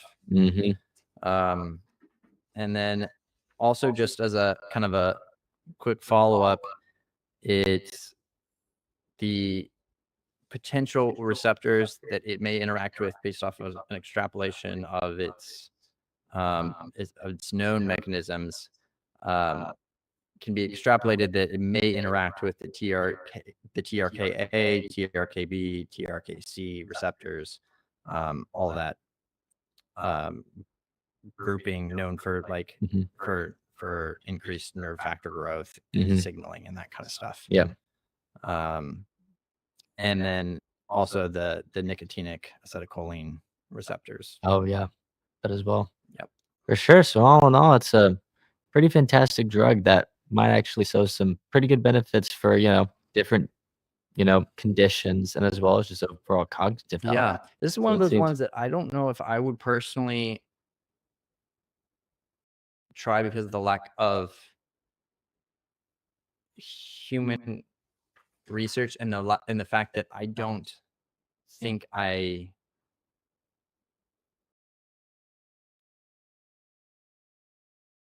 could benefit as much from it as a healthy individual. But if I were dealing with something like Alzheimer's potentially, or a traumatic brain injury or something like that, Mhm. 100% Oh, I would be willing to try it because it looks definitely. pretty safe. Like Yeah. from what they can tell, the safety profile Mhm. is Pretty solid. pretty, at least as much as you can be without, as much as you can know without going into clinical trials. It looks like it's going to be pretty, pretty solid and pretty safe. Nice. All right. So if you have Alzheimer's disease, Oh, don't forget this episode. Remember, this is the one thing you have to remember. Even if you you will can't, always remember this as a day. this I'm hypnotizing you. Remember compound 7P. Okay, pretend I was swinging like a pendulum thing. All right. Awesome. All right. Wonderful. All right. Well, So let's move on to our neuroscience topic of the yes, day. so we're gonna talk about the amygdala. I know we kind of mentioned a little bit, and honestly, our what we were talking about a little bit, we were kind of talking about emotions earlier. But what exactly? Do you remember exactly what we were talking about? The I guess I don't really remember. Oh, I we were guess. talking about the well, first off, in the podcast, we were talking about the reward system a little bit, Mhm. and then before that, you and I were talking about the role that the logical reason for emotions Mhm. existing, and the fact that they are biologically serve a necessary Yes. purpose. They are very primarily served. So yeah, so the amygdala, it serves as our primary emotional learning center. So like when you experience something significant, like your first kiss, right? Or let's say after 10 years, you meet your middle school bully who would throw you in the trash can every day. That is all associated with the amygdala, and it helps form and store these emotional memories. It creates associations between stimuli and emotional responses, which is why certain sounds, smells, and situations can instantly trigger specific feelings or memories. Actually, one of the things that have been very prominent in my life is when I will all of a sudden, because of these random situations that don't even hold any significance, actually induce this emotional feeling of when I was a child. It's weird because there are like 1 year I feel this way, 1 year I feel another way, and there are kind of these themes that I'll have throughout my entire life, and sometimes there will be specific conditions that'll just instantly almost transfer me to a parallel world of when I was back as a child. Mm-hmm. And what's interesting is that this is instantly. It's not a slow realization. I'm actually, after it happens, I then have to take a step back and cognitively process what situation I'm in right now because it's instantly happening at the amygdala. And what's interesting about the amygdala is that it also acts as our threat detection center or system. It receives sensory input directly from our eyes and our ears and every single other sense before this information reaches our conscious awareness. So this actually creates what neuroscientists call the low road of the brain because it's very interesting because before I was into neuroscience, my mom would always tell me, listen, you are going to have a emotional response I mean, we're still showing up for each other. Okay, we're back. Looks like we're back. Okay, we good? Yep, should be good. Sorry about that. We had a connection drop out. All right, it was just I caught it right when it happened, so Mhm. you're fine. Okay, perfect. So yeah, the low road of emotional processing, right? It's a rapid response pathway that allows us to react to potential dangers before we fully process what we're seeing or hearing. Like oftentimes, what's very interesting, and actually, there's a lot of philosophers who will use this example, is that they'll talk about the nature of truth and how something is really real from our perspective. Because oftentimes, what will happen is that, let's say you're walking down the street, right? And you look and you see a snake-like figure. You're gonna jump back and be like, "Oh shoot, I don't want that snake near me at all." And you'll realize 2 seconds later, it's a garden hose. You know, in your mind, your initial response without even fully recognizing it or understanding what it was, your immediate response, because the initial stimuli went straight to the amygdala, it associated with a potential danger and immediately jumped back from it, Mm, immediately. And what's interesting is that this is only possible with associated dangers that you've already experienced or have foreknowledge of. If you did not know what a snake was, you would just feel a minor feeling of discomfort. It would be a very different response, which is interesting. So we have this nice, intricate, multifaceted hierarchy network that happens. So we kind of have this whole interactions between networks happening. We have the amygdala that quickly identifies the threat immediately. And then you have the hypothalamus, the second one, that then initiates that bodily response to jump back. And then you have the insula that then monitors the bodily changes that are happening to you and how that danger has affected you, and then your prefrontal cortex then gets involved and then regulates the response. hmm. So your prefrontal cortex is then going to say, "Oh, that's a garden hose. We're okay." If your prefrontal cortex wasn't there, you would just end up continue to run away forever and ever, screaming your head off, until you're 1,000 miles away. That's kind of happens. So it works very closely with other brain regions, and it has strong connections to the hippocampus, prefrontal cortex, and other structures that I mentioned. What's very interesting about the amygdala is that you can practically see that it's connecting to every single part of the brain that deals with some sort of emotional significance, which is a fairly large majority of the brain structures.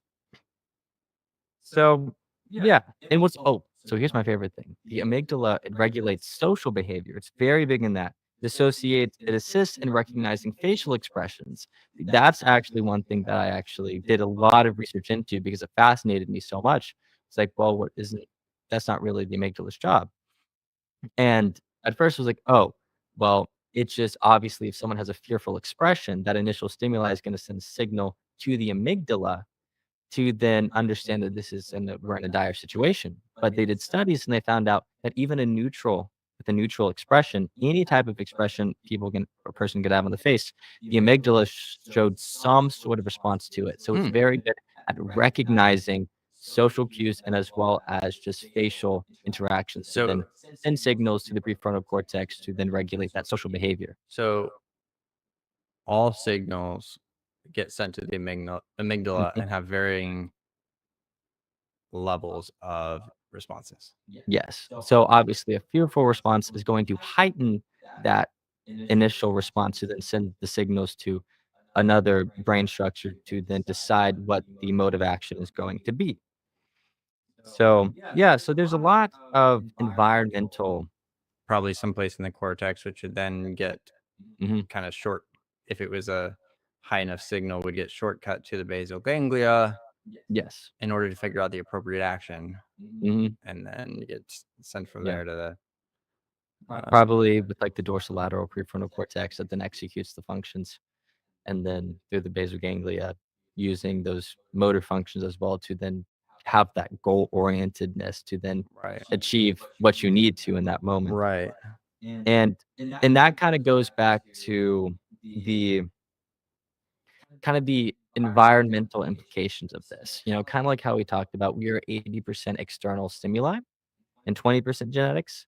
that 80% external stimuli is going to have a major effect on how our amygdala interacts with the world around, or how our amygdala, yeah, acts with the world around us. Like for me personally, I actually had a lot of situations as a child where I was in very life-threatening situations. And There there was a lot of those? a pretty good amount that I remember, at least 4 or 5 that were, like, actually dangerous, and then others where a lot of other people were in danger and I had to act accordingly. And those played a really big role on how I respond to fear and intense, dangerous situations, because in those moments, the first one I remember, uh, was when my sister was running out in the street, and there was a truck zooming by. They would have collided immediately, and I recognized this, and immediately what I did was I ran out and into the street, grabbed her and pulled her back as the truck zooms by at, like, 60 miles per hour, and I remember in that moment being completely calm and analytical because I knew that I had to save my sister, and that then translated to actually when there was a bomb threat at this Kohl's that I was at, and I actually interacted with the guy who had the bomb vest on him. And it was a crazy situation, but I was completely calm in that one as well. And there were others of the same nature, and that pretty much cultivated the way I experience very, very dangerous situations. And I got to the point to where those dangerous situations had 0 fearful responses. There was an initial one a little, but it was complete and total focus on achieving the goal of survival Mm, without mhm. being able to block out any noise. My so pretty much in those situations, my amygdala is now very heightened. The sensitivity is very heightened to connect to the prefrontal cortex to inhibit all other noise that I Did could you send. just casually mention that you talked to a bomber? Yeah, it was quite the situation, I will I feel say. like that deserves a little more explanation. Well, it was this guy, he had a bomb vest on, and my he was sweating. I remember it was like as if time slowed down. He was sweating like no one's business. He was scared out of his mind, and he looked like in my mind, I was like, "He doesn't wanna do it. He doesn't wanna do it." And I looked at him. I was a young child at this point. I was like, "No." And he just, like, had this, like, giant look on his face, like he was, like, just freaking out, and then he, like, ran out. Wow. It was a crazy situation, and afterwards, I was like, "I survived." I did it! And my mom survived, who was in the bathroom next to me, and it was insane. It was definitely an insane moment, but that was one of the biggest experience that I had that then cultivated the way my amygdala responds to danger, Mm, just cold calculations of how to survive the situation, mhm. processing all the data necessary to do that. And that's kind of what I do now, is that if I'm ever in a dangerous situations, whether it's, self-invoked or not, it's a completely cold and rational response to it. And I'll notice that as an effect on the sensitivity to how I experience minor inconveniences, because since it's so fine-tuned to just regulate intense, dangerous responses, it's really hard to categorize minor inconveniences, and I'll end up having the wrong type of reaction to it, and that's because of how hyper-tuned my amygdala is. Hmm, And so, yeah, that's interesting. I I think my amygdala must be tuned similarly, um, to that. However, that's as a result of as a result of my own behavior and, like, the, is not a lot of that is not something that is entirely an external influence that impacted that development. It was Mhm. choices I made or things that I did that Yep. that kind of brought that upon me. But I know, like growing up, I dealt with a ton of high intensity conflict, and as a result, I had this like very, very capable ability of handling high intensity situations. In fact, I felt kind of comfortable and alive a lot of times Mhm. in certain high intensity situations. In fact, I could have easily seen myself becoming an adrenaline junkie. Um, had a few things turned out differently, but Yeah. the I when I was younger, I would even look for those things. Part of it was a kind of grab at freedom and a grab at like Mhm. making my own choices. You had a reason to want that. Yeah, and kind of a push against authority and that kind of stuff. But the I would put myself in further intense situations, and I found so much so that like had I been caught, I would have been in trouble with the law. Um, Yeah.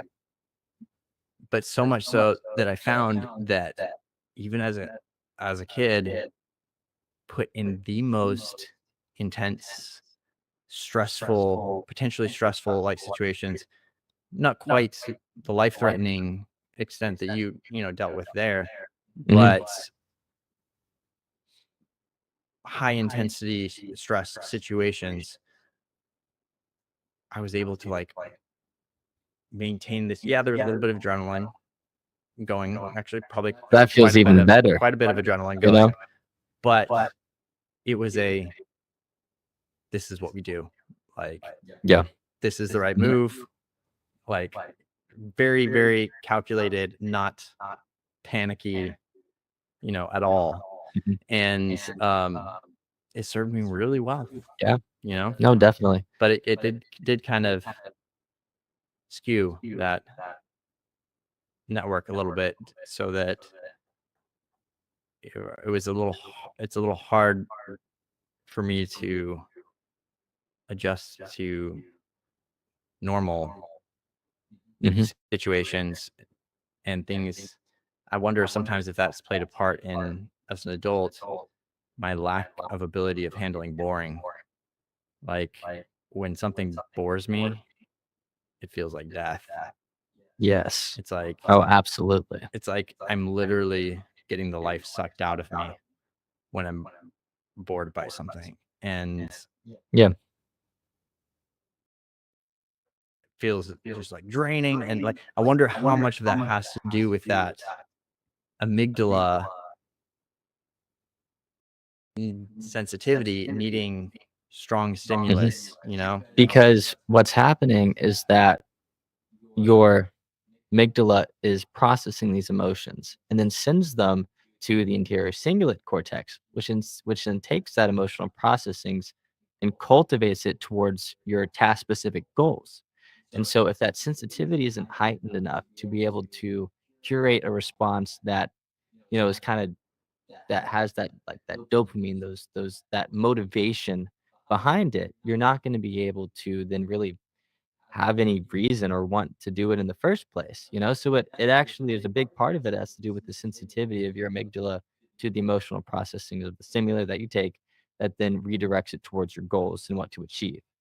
And Yeah. so that's probably a pretty big role. And the more heightened those high stimuli situations that heighten that sense of that response to the amygdala start to cultivate a better pathway towards achieving goals and you're able to take more resources the brain has to offer because more is sensitive to it and then achieve something great out of it. Yeah, and I wonder also if how much of that has a is kind of re- cause effect relationship is caused by the cortex as well,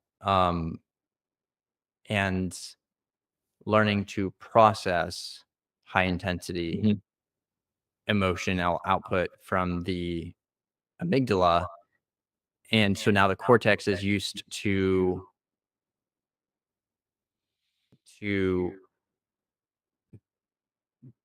things very stimulating, requiring complete focus. Yeah. That's what it Mhm. and then when it's not, things aren't that way, it's just like, I don't know what to do with myself. Like, Mhm. either I'm Exactly. stimulated to the point of focus, or I don't know what to do but twiddle my thumbs. Yeah. And I think, it's interesting because I think a lot of that has to do with really what we face as a child. I think a Mhm. lot of it does. I think And almost for traumas in a way. definitely traumas for sure.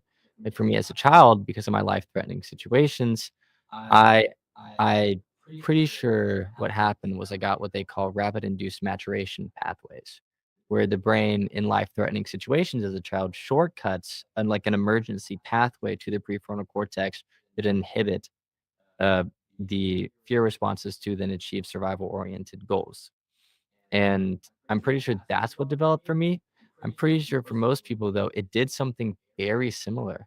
I think there were emergency pathways that were created for your survival, even Mhm. if they weren't as intense as maybe the ones I had. They were still very intense, much needed pathways to then serve your goals of surviving the best way that you know But possible. what's interesting about that is that those emergency pathways, I don't know why that's reminding me of uh, presidency executive orders and emergency powers, but those emergency path Pretty much, and that's pretty much what's those happening. emergency pathways develop differently for different people. Like, Mhm, for me, what happened because of the constant stress that I was under as a kid, and the constant kind of turmoil and fear and whatnot, for a lot of different from a lot of different factors, the um, I developed highly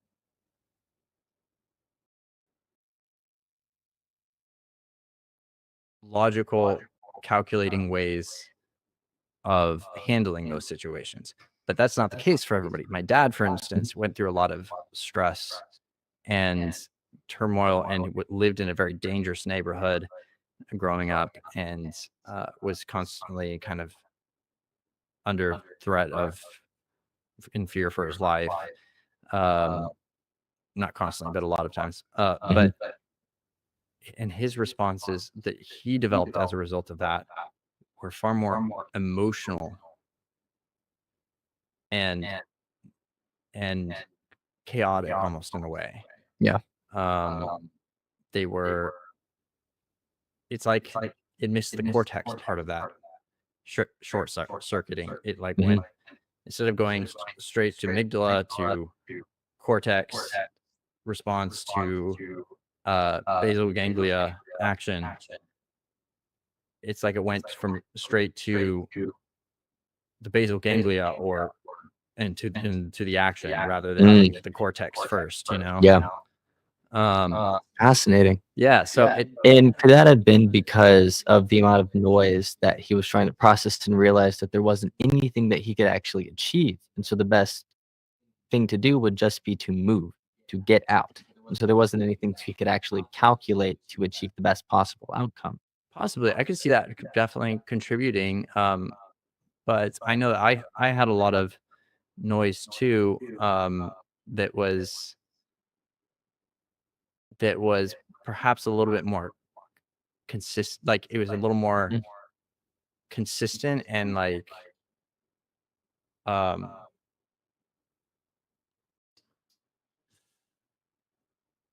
predictable um than his might have been, which mhm, also could probably contribute. If something's predictable noise, you or like you know stimulus, you mhm. can then start developing processes for handling it. Yeah, If did something's you not predictable, then yeah. it kind of Mhm. hampers Like that. it like if you develop, a task specific outlet that can help with that noise that is predictable, Mhm. then that could kind of develop that more calculated part of Exactly, it. and then, you also could have some genetic factors in there too. Oh, yeah, 100%. Genetic factors play a huge role. I always thought it was so interesting when they would do, like, mouse studies on doing something specific, like giving this specific rat this plant that was poisonous, right?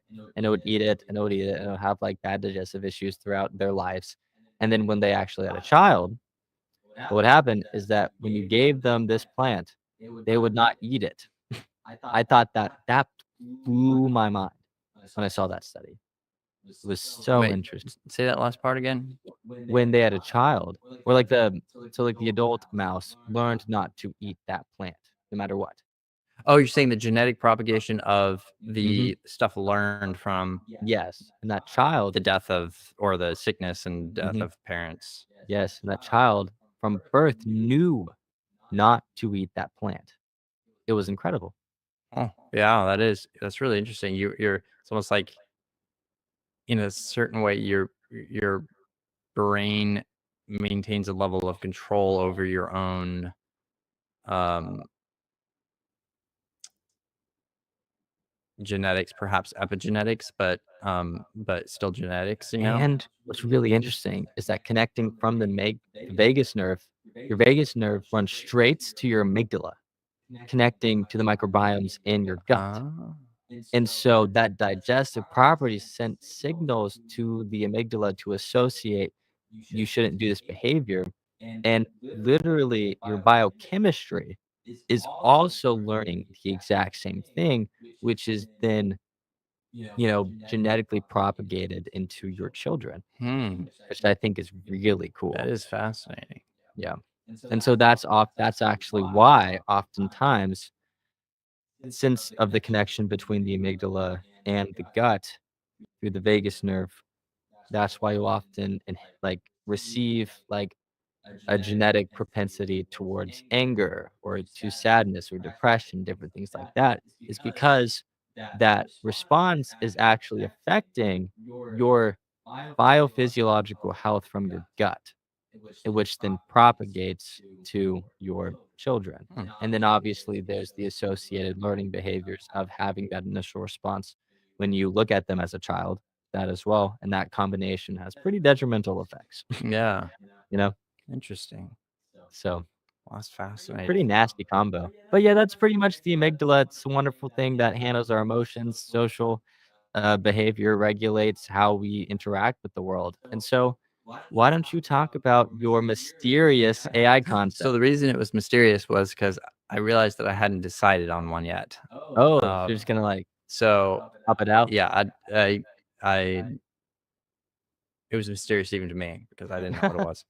Uh, so I kind of just last minute decided to on a To fool someone, you need to fool yourself. on Yes. Yeah. on one I wanted to go over. Because Nice. I was going to do it last night, but I was spending all time transitioning us over to the new system that I didn't have Yeah. time. Um, but we are going to be going over autoencoders and variational Ooh. autoencoders and what Oh. they are, how they work, and what is particularly interesting about this is as with a couple others, they bear striking resemblance to functions that happen within our own brains Mm. and important elements that kind of maintain our abilities to do certain things. And in this case, it bears resemblance to processes that happen when we're asleep in Oh. uh, in the hippocampus. Mm. Um, the autoencoders basically their job is to learn data in some way. Mm. Now, the two main types are the regular autoencoders and variational autoencoders, or also known as VAs. And for people that are familiar with stable diffusion, they might also be familiar with VAs because people can train different VAs for use within Stable Diffusion, and it affects the model output. But we'll start with the autoencoder. The autoencoder is basically a network that learns to deconstruct, distill, and then reconstruct data. So its job is to find the essential features that make it what it is. And essentially find out what information do I need to know in order to accurately be able to rebuild it. Yeah. And I'll give you an example. Like, if I wanted to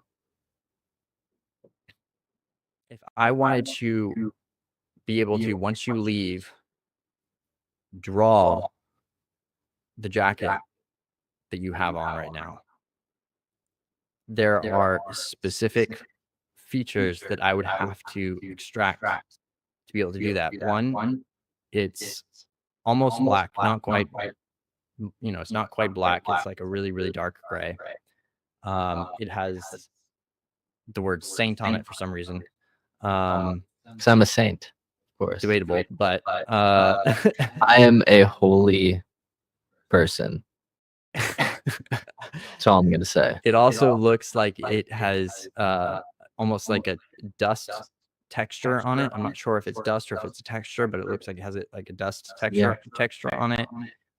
It's probably about average thickness for that kind of sweater, and its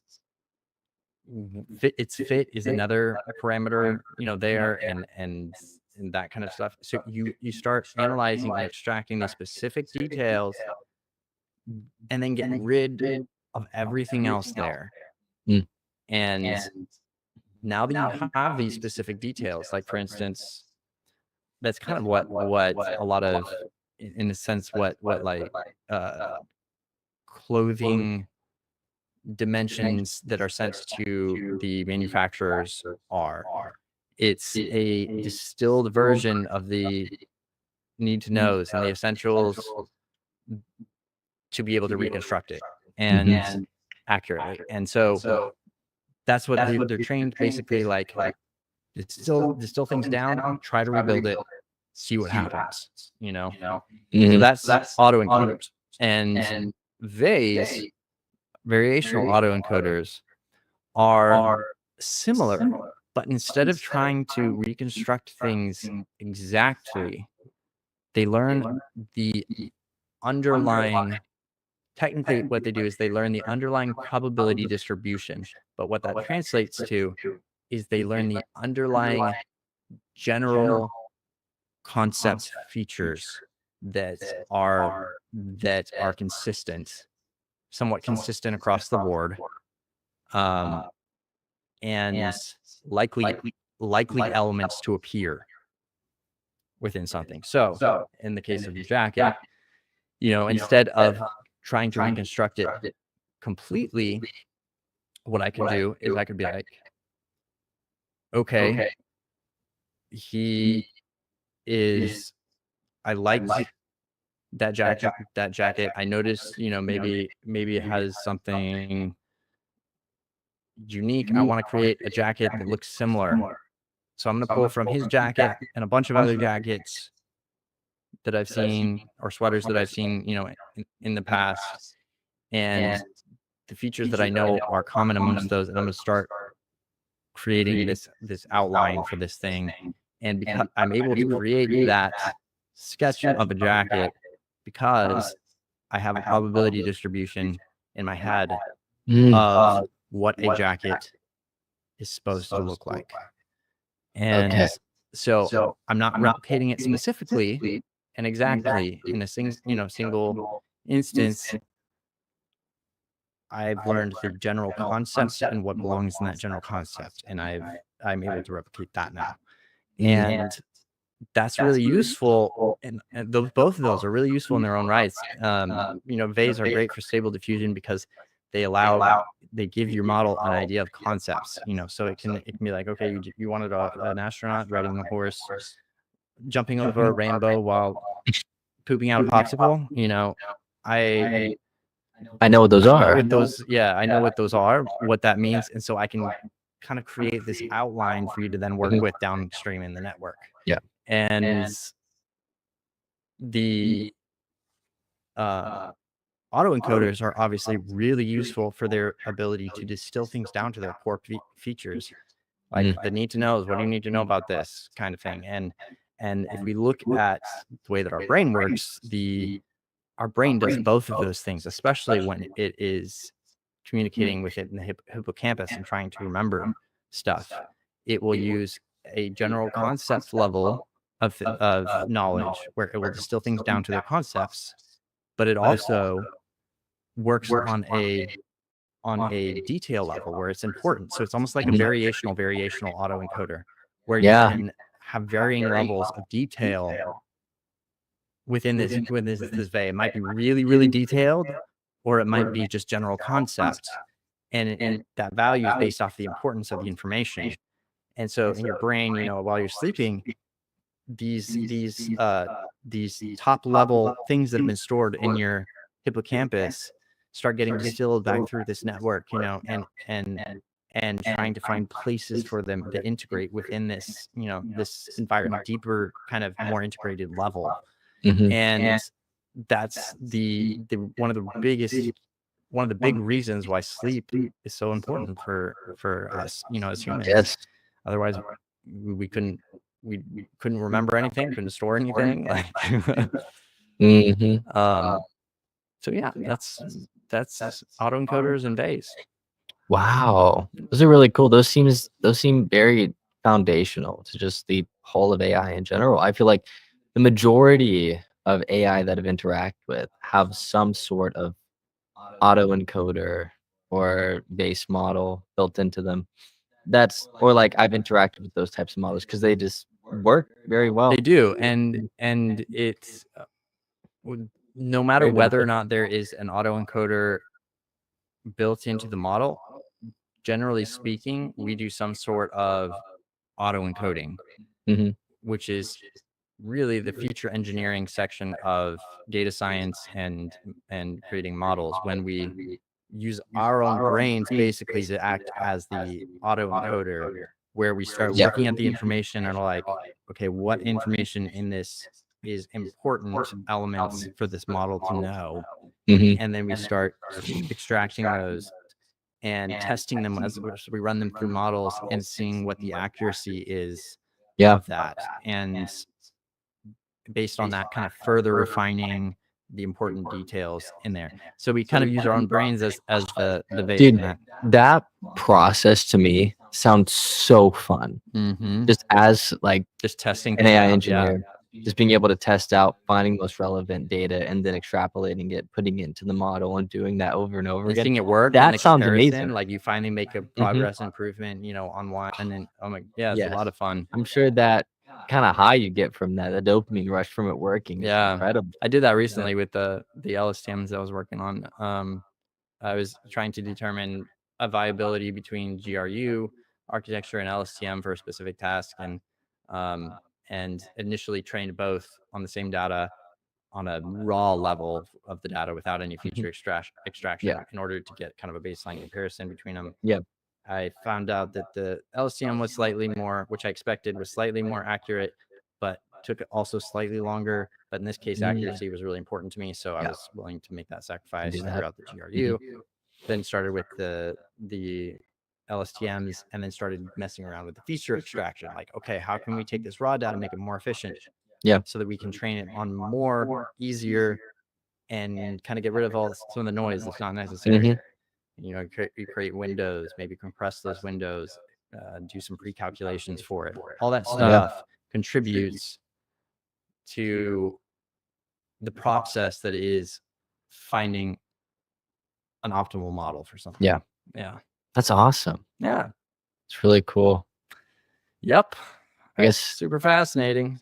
Indeed. So we've gone over all our topics. Yeah. That's wonderful. It is also think we gotta wrap up here. Yes, because it is below freezing, and and he's I gotta gotta get home before his car and the roads freeze. exactly before I freeze as well. Yeah, hopefully he makes it to his car. We'll see. We'll see. So pray for us It for could sure. just be a We solo might die. podcast from here on out. Yeah, that'd be sad. My ghost will haunt you. Don't worry. I'll still show up. Don't even worry. Good. I'll have good conversations with your guest. Wonderful. Perfect. All right, guys. Well, thank you so much for watching. Thanks for Thank bearing you. with the technical difficulties and the issues that kind of popped up there. And let us know what you think. Yes. And as always, tune in next week as we dive deep beneath the theta waves. See you guys next week.